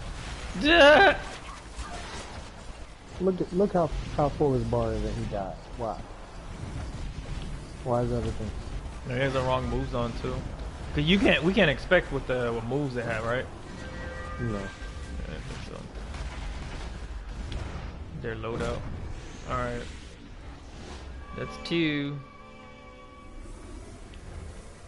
I'm not sure because I was about to type in the chat so you can heal yourself.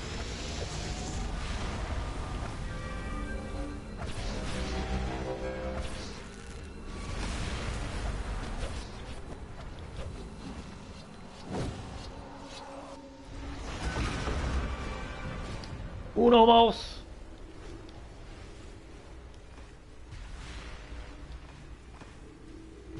Oh, I never got this one. Hello. I thought I heard it.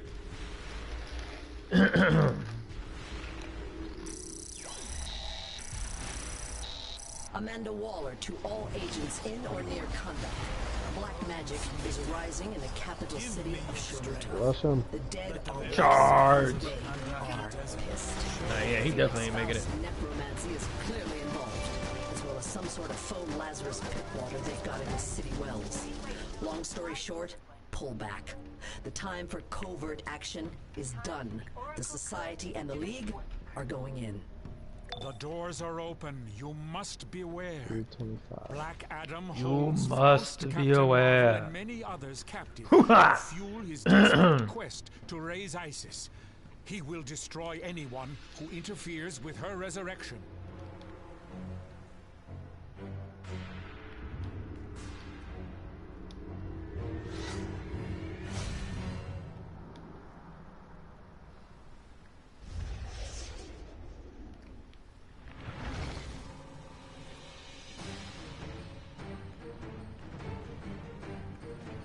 Oh, they went straight for it. Shit. What the fuck is that? I'm not picking him up.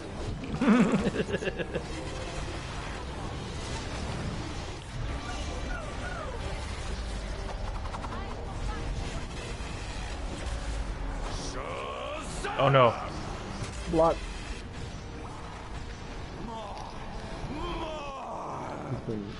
Not gonna lie, it's been a long ass time since I did this raid. Run.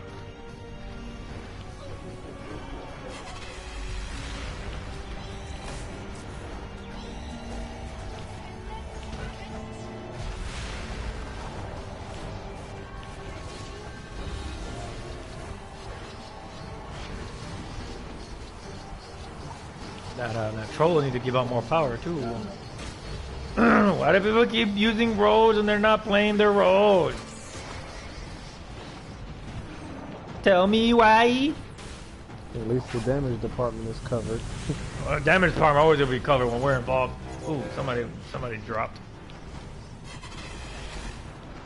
No. Get out of there, get out of there. If it comes from you picking somebody out or survive and survive. Nah, he had me stun locked. Oh. No, they got you? No, they ran right past me.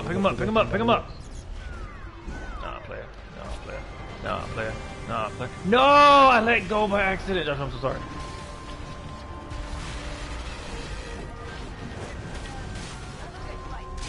Well, at least, well, I don't know, bro. Everybody dropping like flies now. Oh, shit! Give me your soul.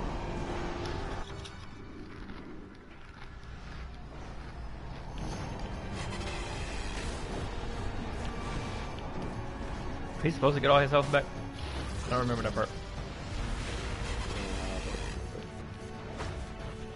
Oh, this is bad. Why are y'all fighting him up close?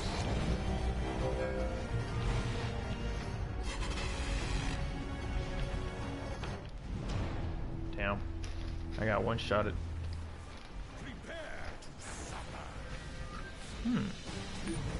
Heal me! Heal me! Nope, not gonna heal me. They're healing me now. Heal me now! Bro, this healer is so fast. She got on a tank artifact.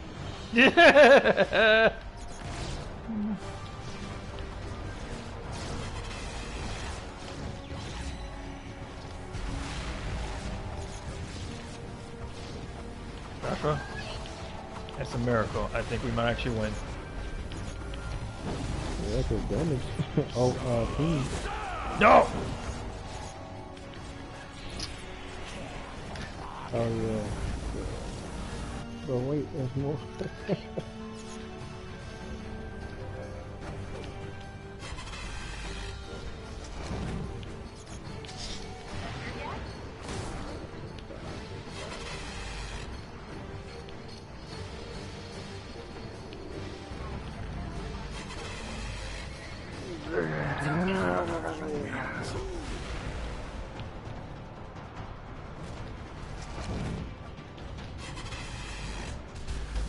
Oh god.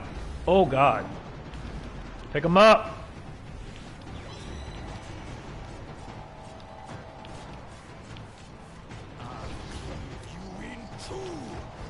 Right back there.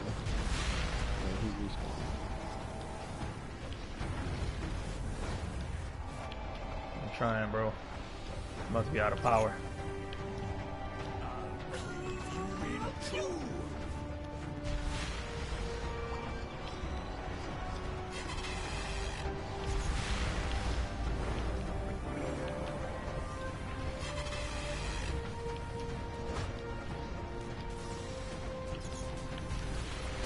More power. I need more power.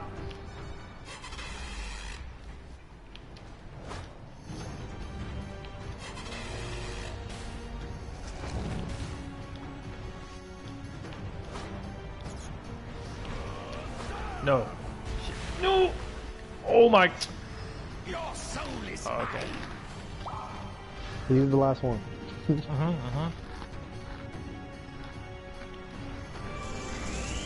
Yo. Eat that whole blast, playboy. At least the followers couldn't debuff on Black Adam. Yeah, that's helping a lot.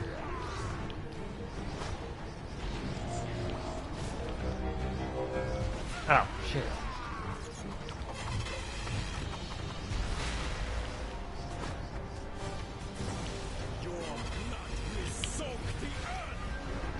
Not fair.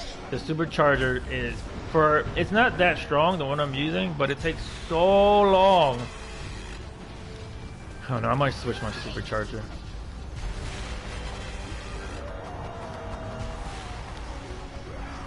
That's not my rotation.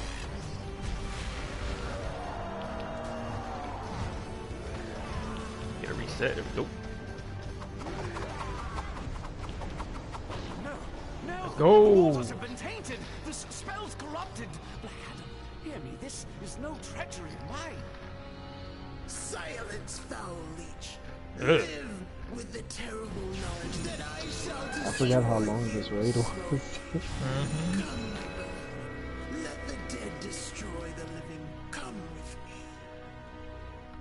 Hey, that's the first one that popped up.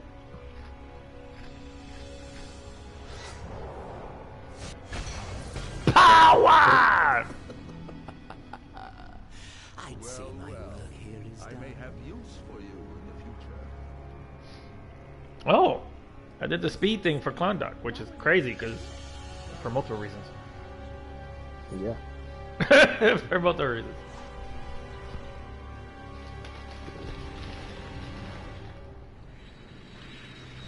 Yeah. When I died, you came in second.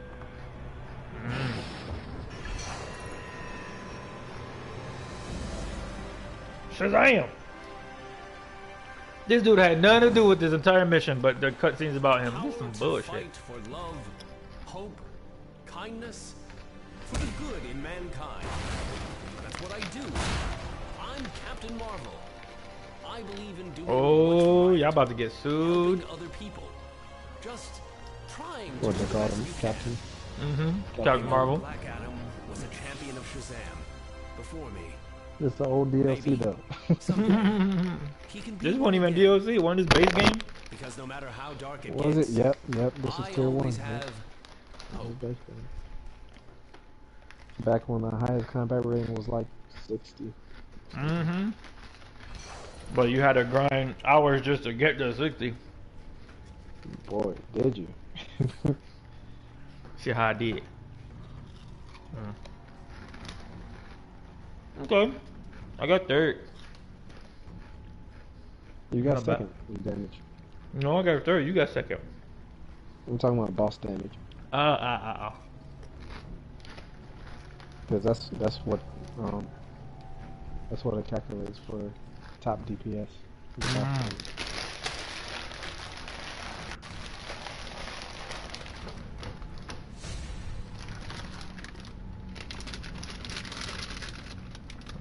I want some agua. Some agua.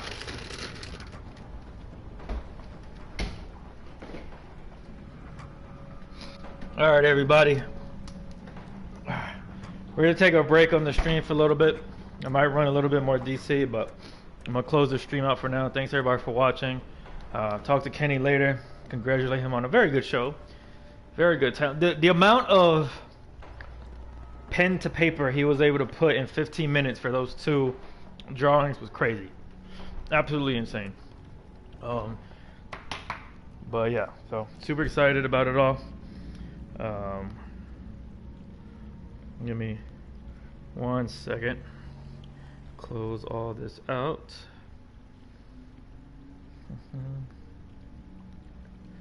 That's already 4:42. My God, where did they go?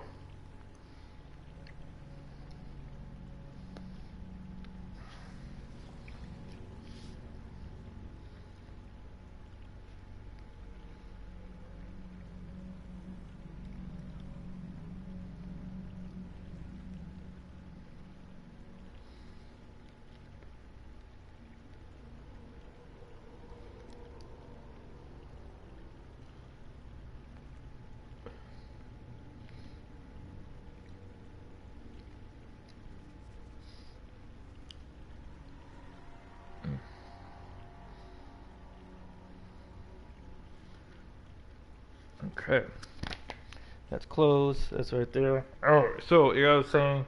Thanks everybody for watching. I'm not sure what we're gonna play later, but I do plan on playing something later. Maybe more of the fellas, more of the squad will be online. Maybe we'll play something.